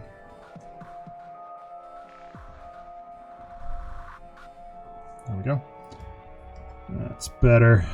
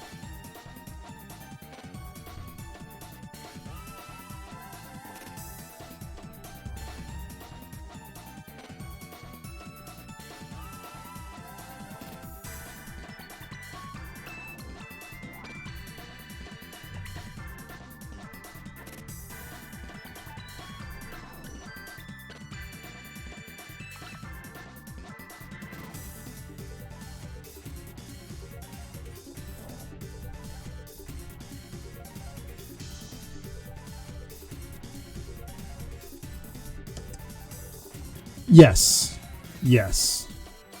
I think they're called strudels when they're made up letters like that. Yeah, chapter 1 is all that is out right now.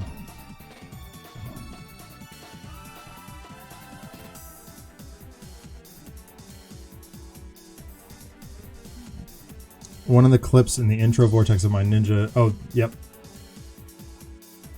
Videogram distributor.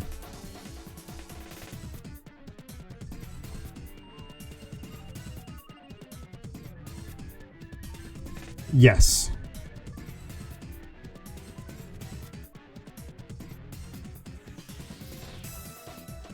Did you get all the way through chapter 1, Bard?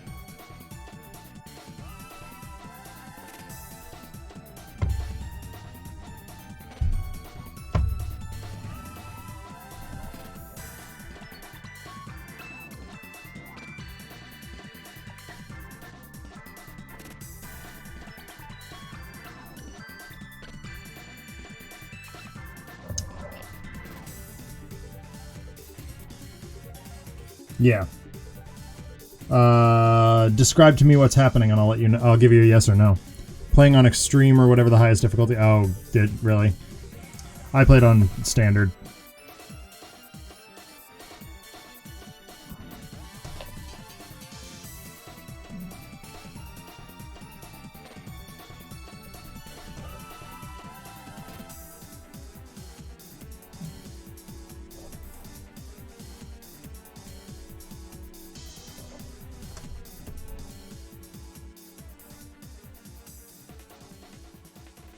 Yeah, you're on the last like set of scenarios.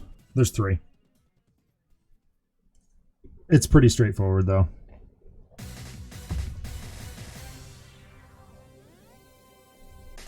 As opposed to large sections of the rest of the game.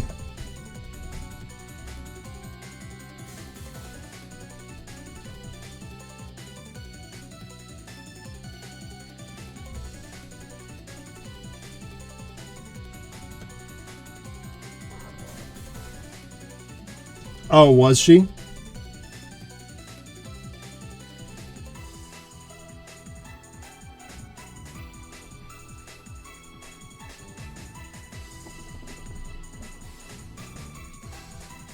Yeah, she and I had a discussion about it this morning. Or by this morning, I mean like in the wee hour, like early this morning, like 1 o'clock. Yep, technically still this morning.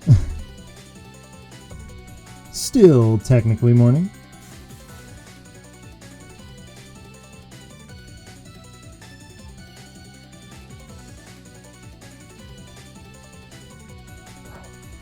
So about RPD's wake up time, yeah.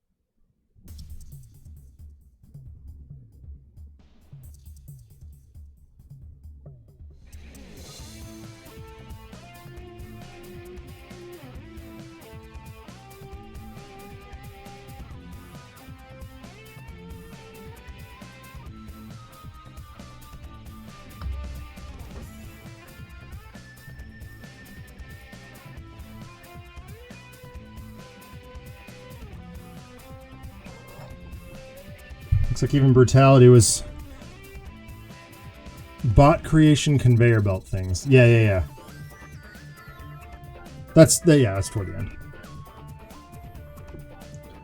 No, I mean, like, I've definitely played my fair share of tactics games, but not for a very long time.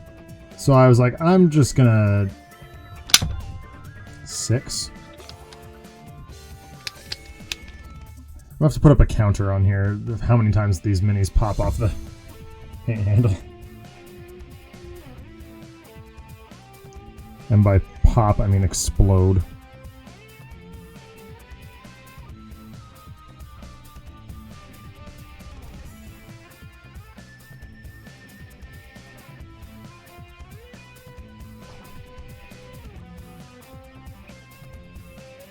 Yep, I sure was. And now I don't remember what it was.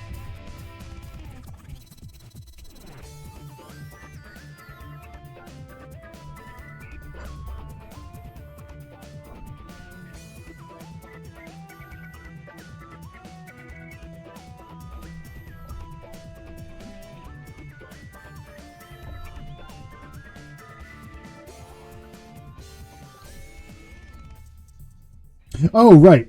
Yeah, no, it's been a long time since I played any tactics games, and I'm just like, I'm just gonna go to standard difficulty here. Also, like, I have this philosophy, and, like, maybe it's misplaced, but I've always felt like standard is the way that the game, like, they call it standard for a reason. It's the way they intend the game to be played. So I feel like it's the game mode that's probably got the most testing, the most balance.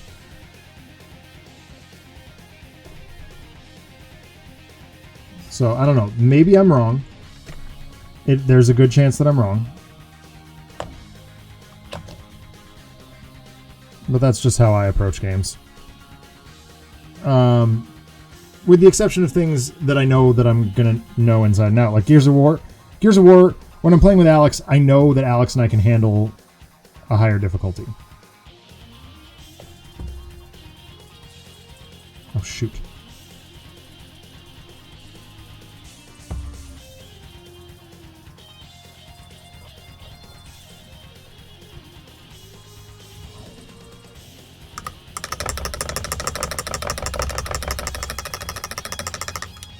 Alright, I gotta get that green back out.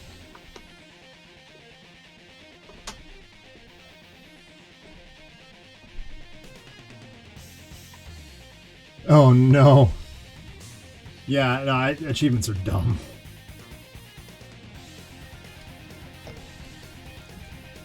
RPD has heard my thoughts on achievements.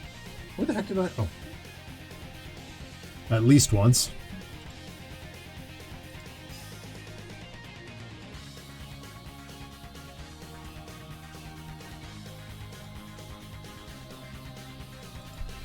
I consider them to be neat. Yeah, Mist, you became like really demotivated after that, dude. That made me... I gotta admit, that made me laugh. I'm interested to see what happens next, you know. I don't know if... Miss Drake, you watched my... You saw my appearance on This Is Difficult, talking about it. The story is solid. Like, I really enjoy the story. It's very clearly... there were very clearly bits where I could be like, oh... Yeah, that's Christopher definitely wrote that. But there were also very clearly bits that, for one reason or another, did not jive with me.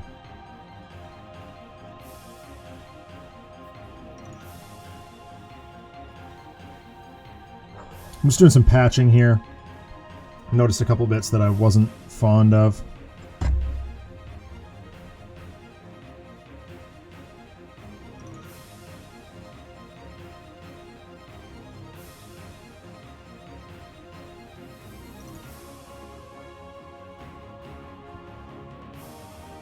I know I've taken it off camera, it's just so I can see things a little bit better momentarily.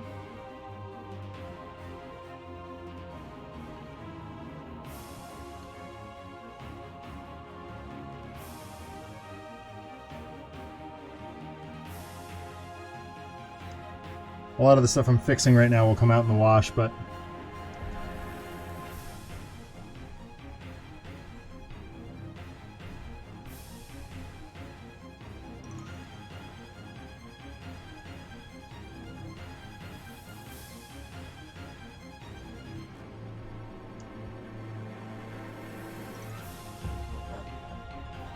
Alright, I just gotta bust out the silver one last time.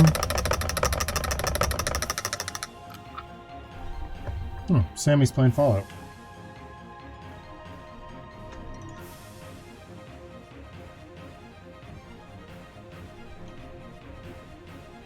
Did I do that thing where I was about to say something and then didn't?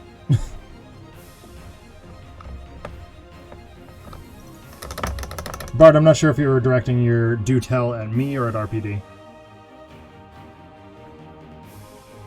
And if it was me, then I don't remember what I was saying.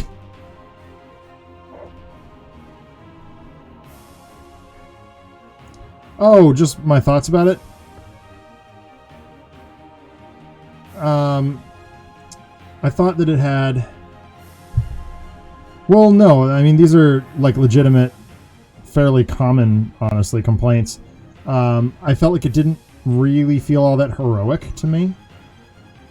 I felt there was too much emphasis on it being a modern tactics game, not enough emphasis on being a superhero game. I think superheroes do lend themselves to tactics games. I think that's fine. But I think the execution wasn't there.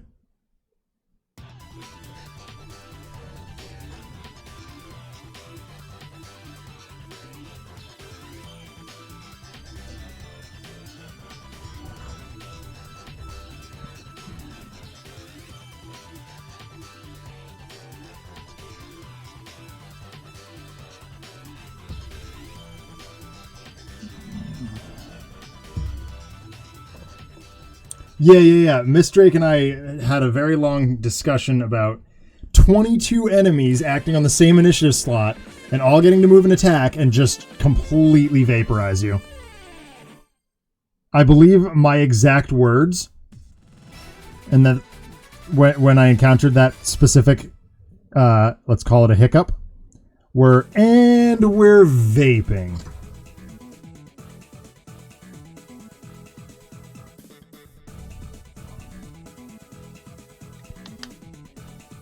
8.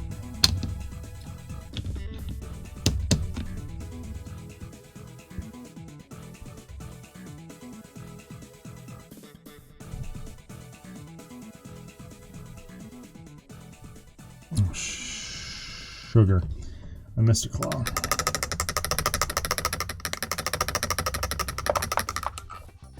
Yeah, for sure. Yeah, there was some pretty serious. I'll just call it confusion issues.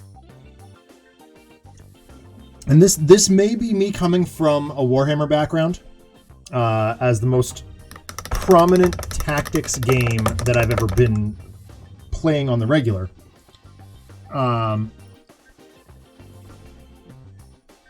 Yes, Bard, you're correct. Like, actually, I can demonstrate. I'm set up to demonstrate this right now. Okay, stand by. So let's say this dark elf here. Oops, not this one because he's falling off his base. This dark elf here is a hero. Okay. Normally, I would expect some level of unit cohesion. So that means that this block of 6 guys is a unit, right? But for some reason, in Sentinels of Freedom, you've got guy over here that you can't see, guy over here, and like 3 guys here that are all considered one unit. They act on the same initiative, but they're all over the freaking map. And this is an under-exaggeration. Like, you might have dude like clear off in La La Land acting on the same initiative as this group that's in some semblance of unit cohesion. That was the biggest thing that drove me nuts. Correct. Their movement does not put them into coherent clumps. They are where they are and you deal with it. And I'm like, that's not tactics. That's bull hockey. Because I'm family friendly. Okay. Oh yeah, I was gonna bust out the gold again.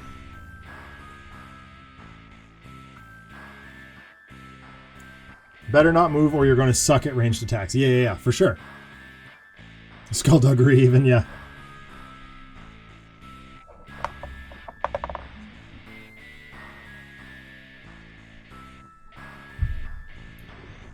Alright, I missed that claw, those claws.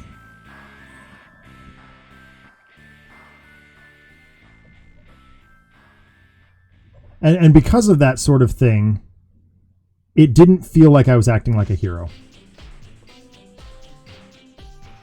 And, you know, Bard, you know me better than most. You know that my particular, like, favored type of hero is invariably street level. That is why Detour was a member of Cavaliers Black. Like,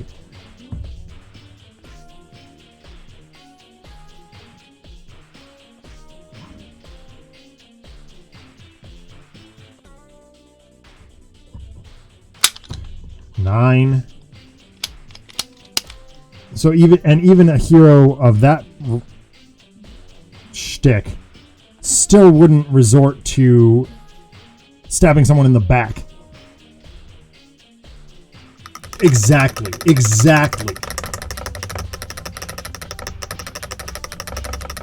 Or the second half of that, I would agree. It's like I'm haphazardly trying to be a hero, not I am a hero. Now, on some level, that works. Can you stop a bullet? Yeah, once. Okay, so the last part of what I'm going to do today is her hair.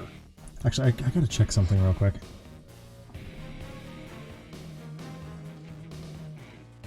Man, I really don't like the way that came out. This larger scale mini just completely is a tattletale. All my mistakes show up like lasers. So I'm just going to keep going. Disgaea, every unit on us acting at the same time, and then just see what's it. Yeah. And that once is a strong maybe.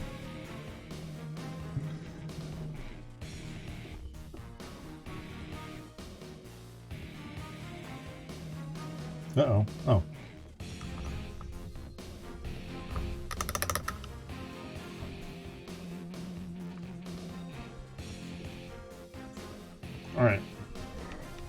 Let's try again.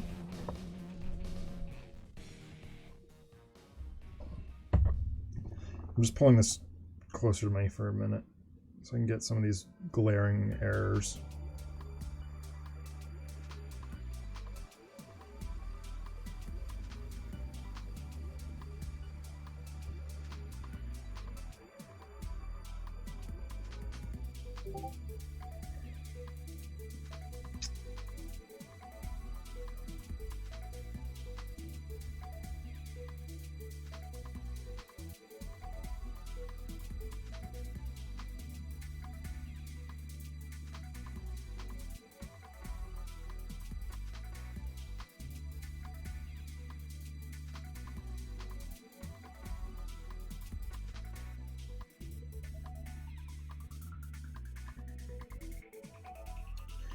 Okay, got another bit that I completely missed.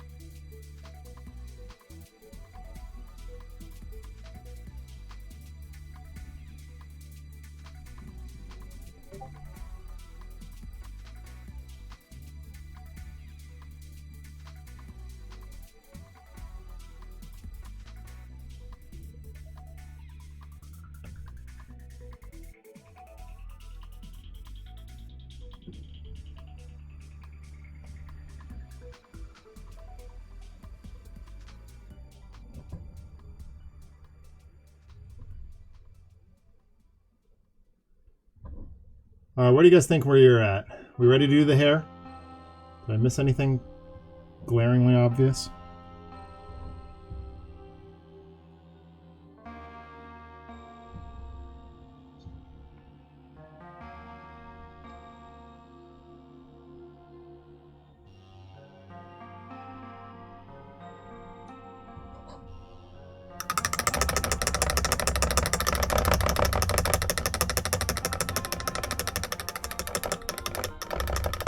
Oh my god, no. he just cut loose on Story Anger. It was funny. I mean, the replay's up on YouTube, Bard. You can always check those out too.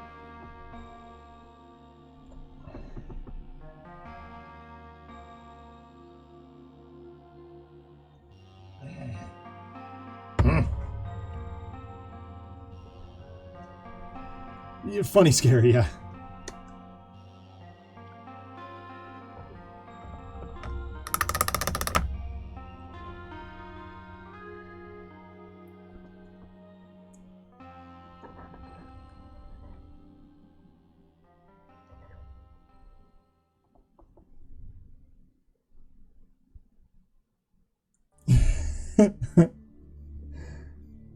I mean, I think deep down we all kind of knew it, RPD.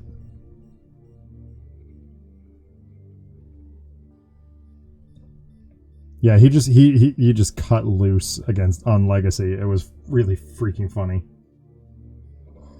Had me laughing.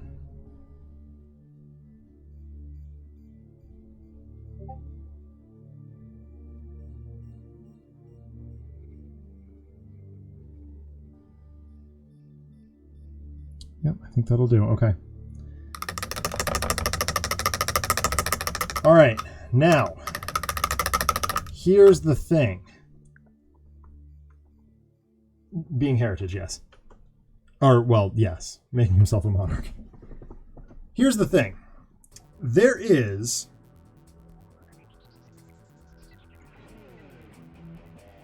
no orange, no good orange base coat in the Citadel line.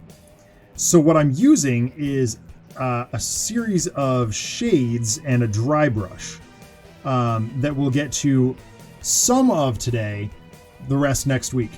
So I'm going to do Verlan Sunset, which is this yellow. It's a bright yellow. This is a technique that I learned painting Violet Heart, actually, for Maggie after the Sentinel stream. And I think it's going to look really good on this mini, if I'm perfectly honest.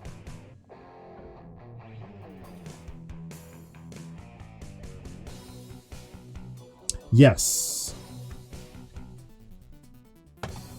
I can maybe do that.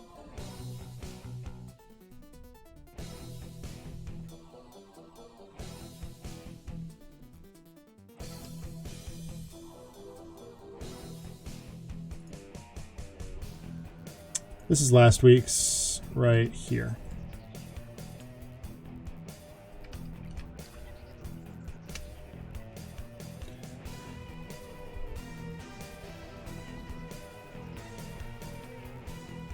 Yeah, I was gonna say, I thought Mist was there.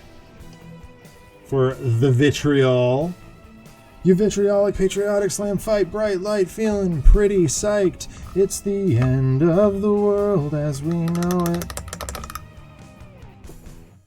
That's like the... I've burst into song like 3 days in a row on stream now.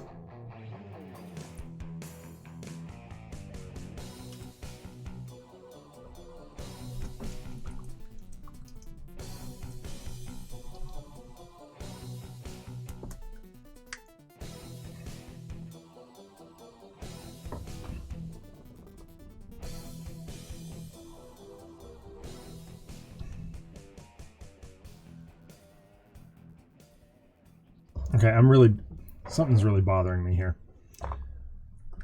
And I'm not sure if I can fix it or not, but I'm gonna try.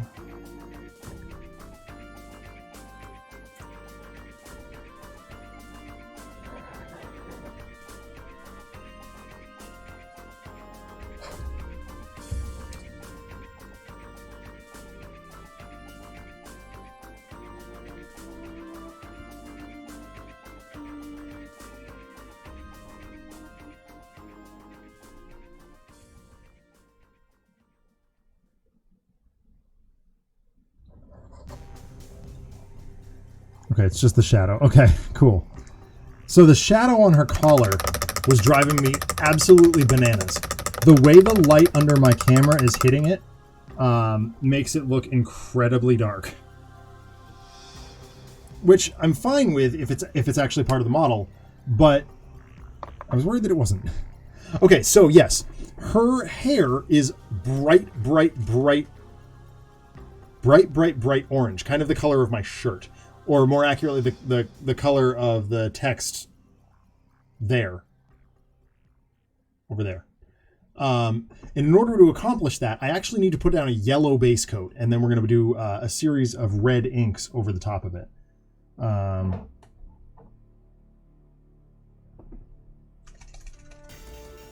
Yeah.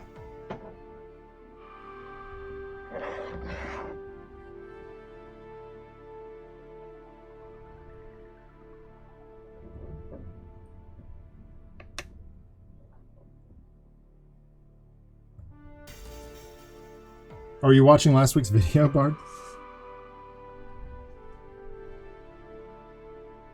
Or are you talking about... Oh, wait. Oh, golly. I don't know what you're reacting to now. I guess. Holy mackerel.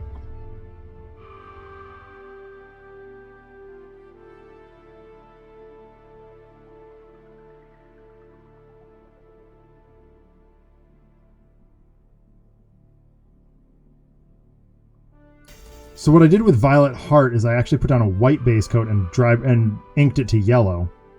This time I'm going to do a yellow base coat and ink it to red. Or ink it to orange. Playing the game, watching this, watching last week's video in between turns. Good golly, man.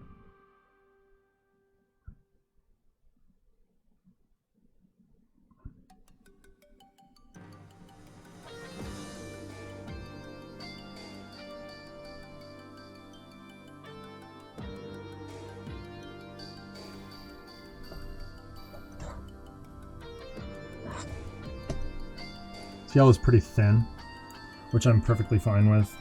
Oops.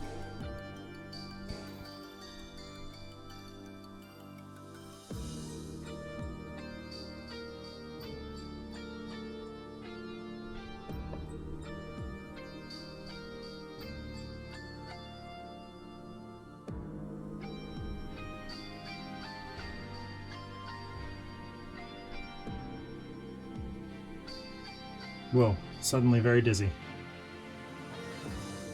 We're good. Everything's fine.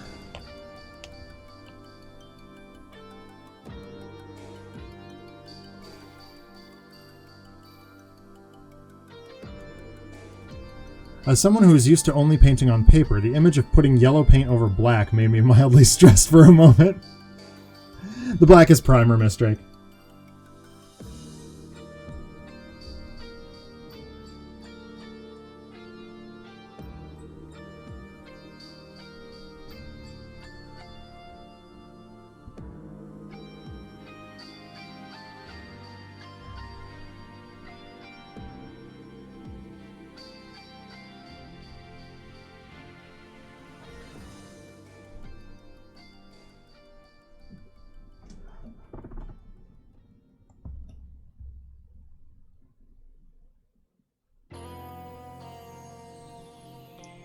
And the style of paint that I'm using right now is, it's a base paint, so it's pretty opaque. It'll pretty much cling to whatever, but I like to put down a nice thick layer of primer first.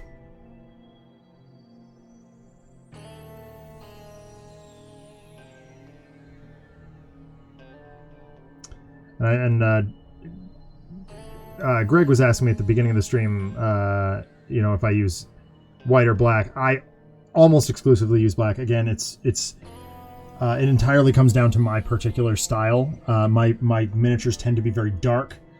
You saw the dark elf I put on stream a little while ago. He is, or she, maybe? Don't actually know. Their armor is the same.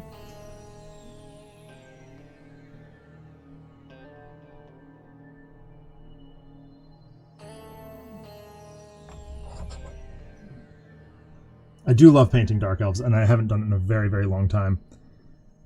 Because I use this pallid witch flesh color. It's almost a white for their flesh. And then I go over it with the Drakenhof Nightshade, which is a blue ink. So cool.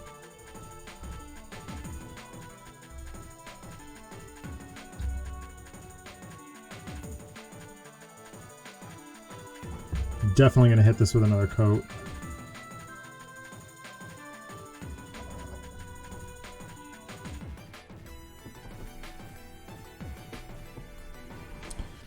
Of the yellow before we're done here tonight.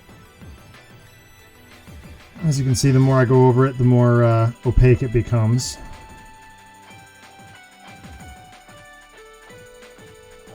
Certainly not as bad as the white that I occasionally am forced to use against my better judgment.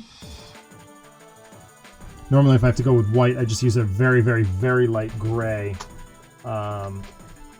which is this Ulthwin gray here. That I'm at a very awkward angle on my... Actually gonna rinse my brush. Yeah. Or honestly, pallid witch flesh. Which is here.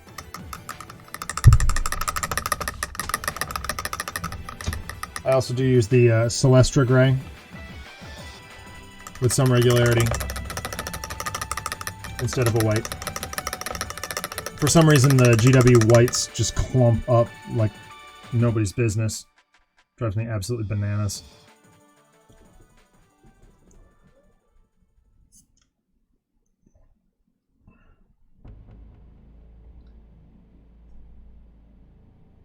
Miss Drake, you missed a really fun ending to the Trapped in Arkham game last night. It was a huge pile up on the last remaining gate. It's pretty funny.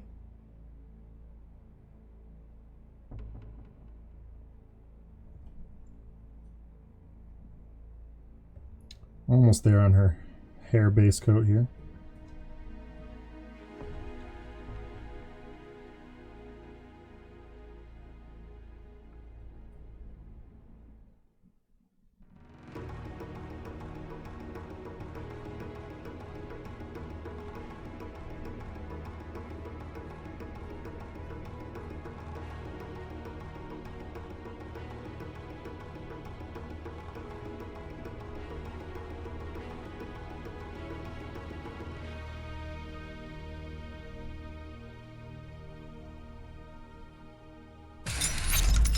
Oh, Professional21, thank you for the new follow. Welcome to the Hecklers.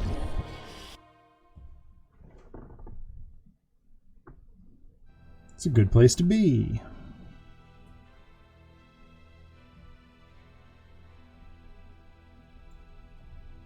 Love Colin's animation there.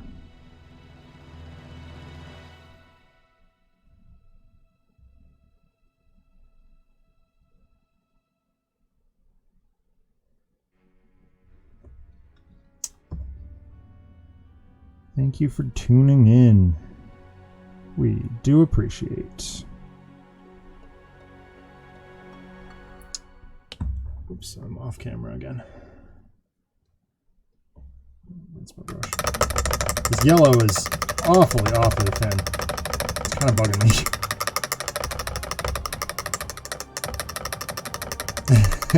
Professionality, very important to us. Thank you, RPD. This is why RPD is a mod.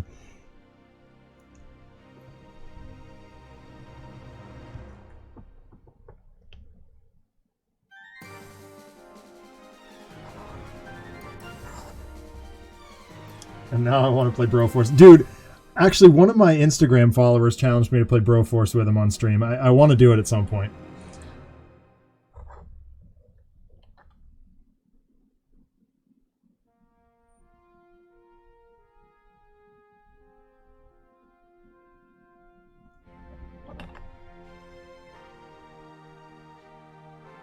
Right on, right on. Yeah, game is great. But I have a rather large backlog of fan and... Whoa, jeepers, that's 10. Fan and wife-demanded stream games. At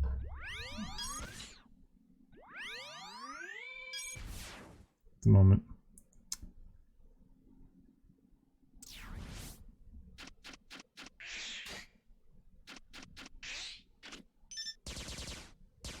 Sorry, I'm off camera a bit here again because I just can't see where my hand is.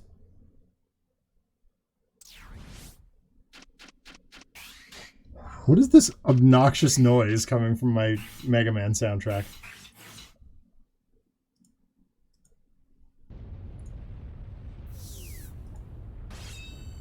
Oh, this is the end of Megaman 7. Okay. We're fine. Everything's fine. It's not my computer dying.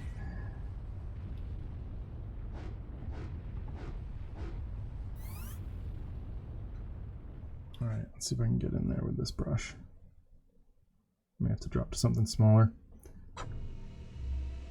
Oh, jeepers. That's 11. Alright, I'm taking her off the paint stand for just a minute. I just need her to be a little more stable here.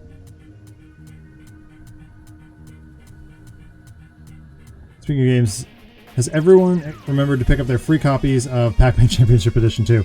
No, I didn't. I didn't do that. I should do that.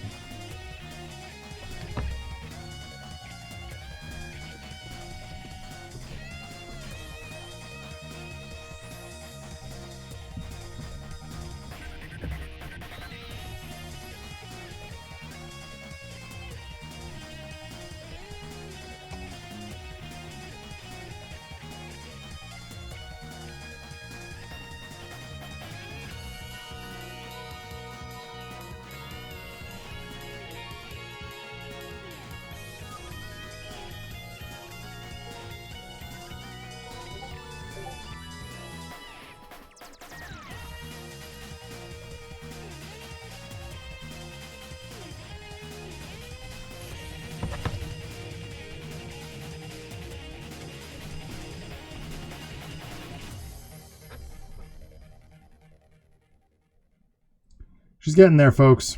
She's getting there.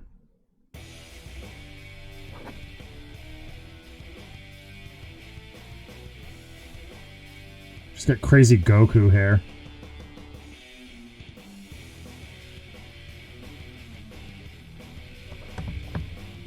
It's one of the latest versions of Pac-Man and it's free on all platforms until May 10th. Nice.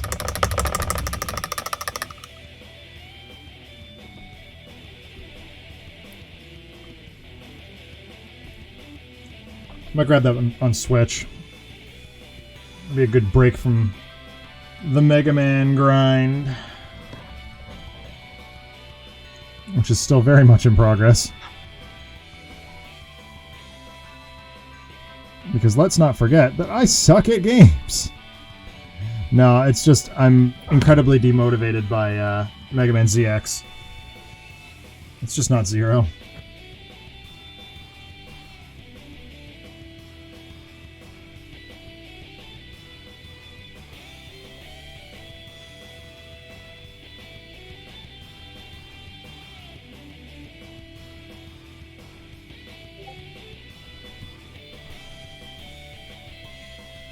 All right. She's looking good now. I gotta patch up a little bit more, but almost there.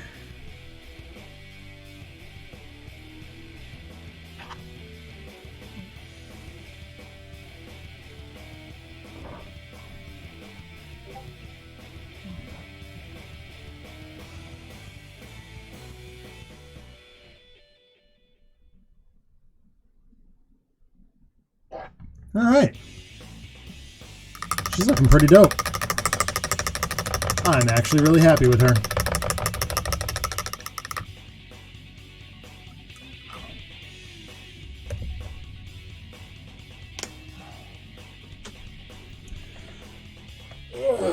Stretch for a minute here. Okay. So, next for her is I missed a giant bit of green.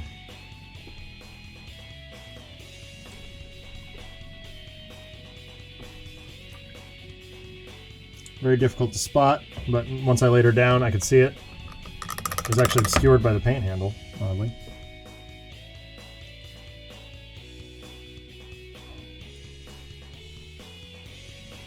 Hang on.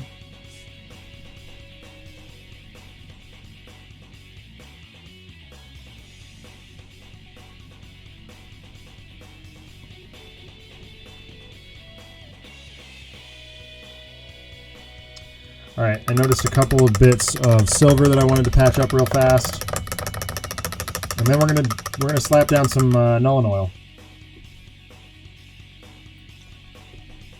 and Agrex Earthshade.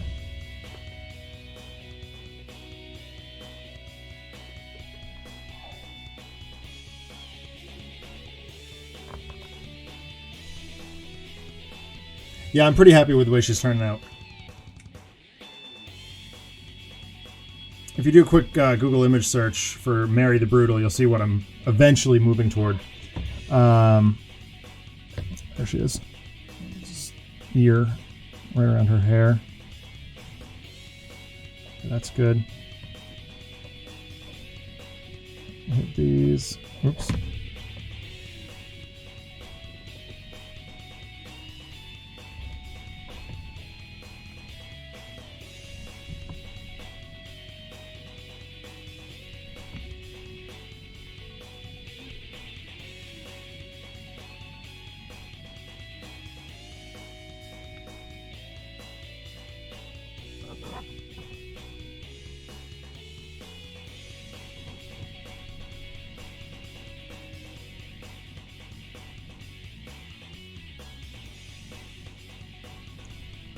All right, yeah.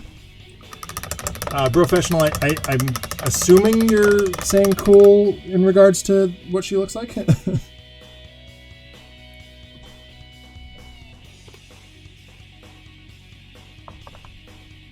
right, let's get that Nuln Oil out.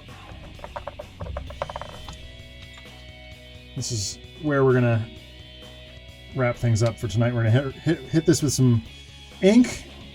Very, very heavy black ink wash over everything except her hair. Her hair, I need to get it to the right color and then hit it with a very specific ink wash that I want to test out on something else first before I do it. And I'll do that off camera.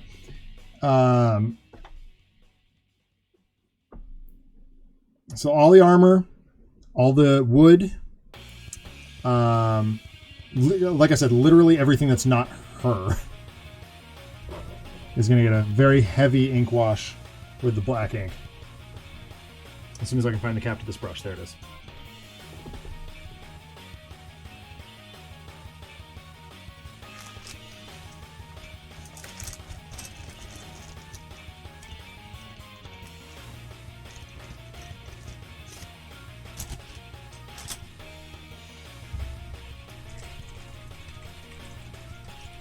Oh, her face isn't going to get it either.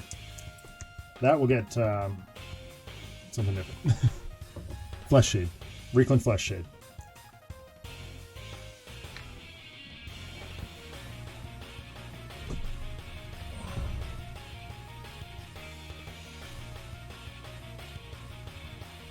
And this is going to do two things. This is going to smooth it out and add a little bit of tone and depth to it.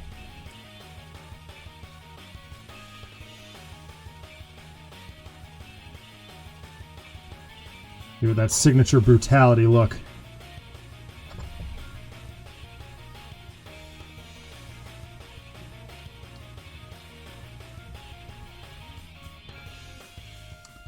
The brush I'm using is very soft. It's wide.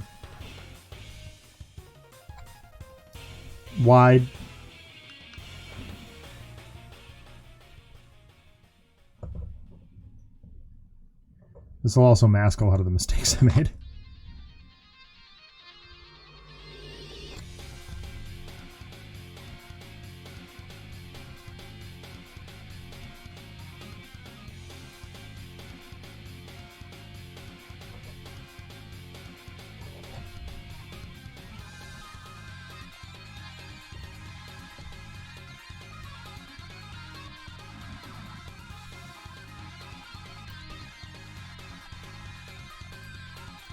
You can see how that like flows right into the cracks and really brings home a lot of the detail. When I go back to highlight it later, it'll I'll be able to see what I'm doing a lot better.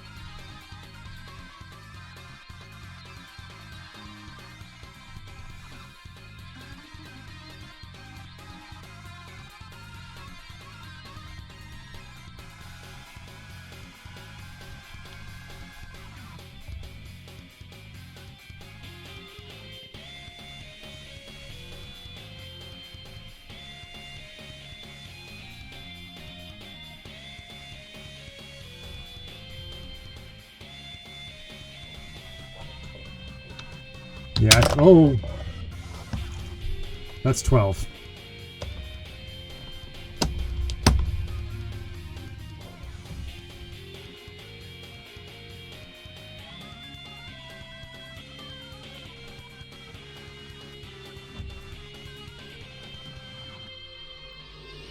You can see how that sort of dulled everything out. Really gives it that very gritty look. Exactly what I'm going for. All right. And last but not least, we need some I say last but not least. I lie, because I do want to start shading her hair too. This is the flesh shade. It's going to go over her skin. Boom, finish on Insane. Sorry, I had to see how it wrapped up. Mecha Stalin is a bitch. Yep. Oops, I just said a bad language word. Super Saiyan Mary, we're seeing. Oh, you heard my comment about her having Super Saiyan hair, huh?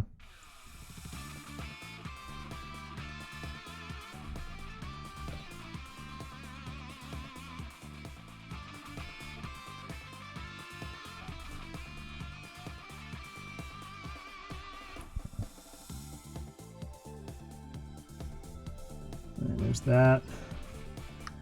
And then I gotta just put the ink over her hair, and then we'll let these dry, so I will go off air. Okay. Cassandora Yellow. That's the shade I need for that. There it is.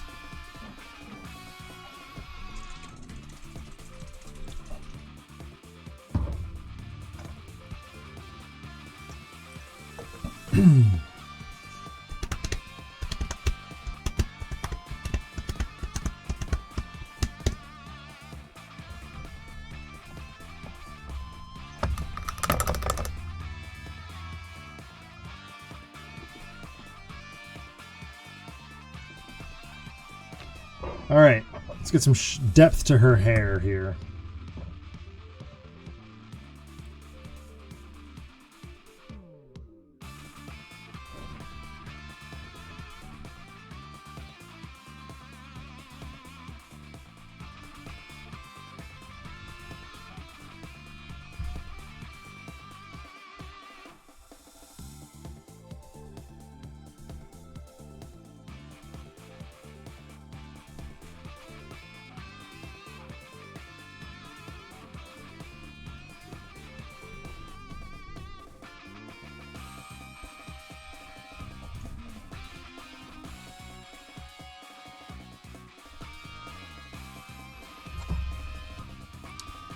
So I'm going pretty heavy with this. Remember, we are looking for an eventual orange tone here that will be achieved through layers and dry brushes.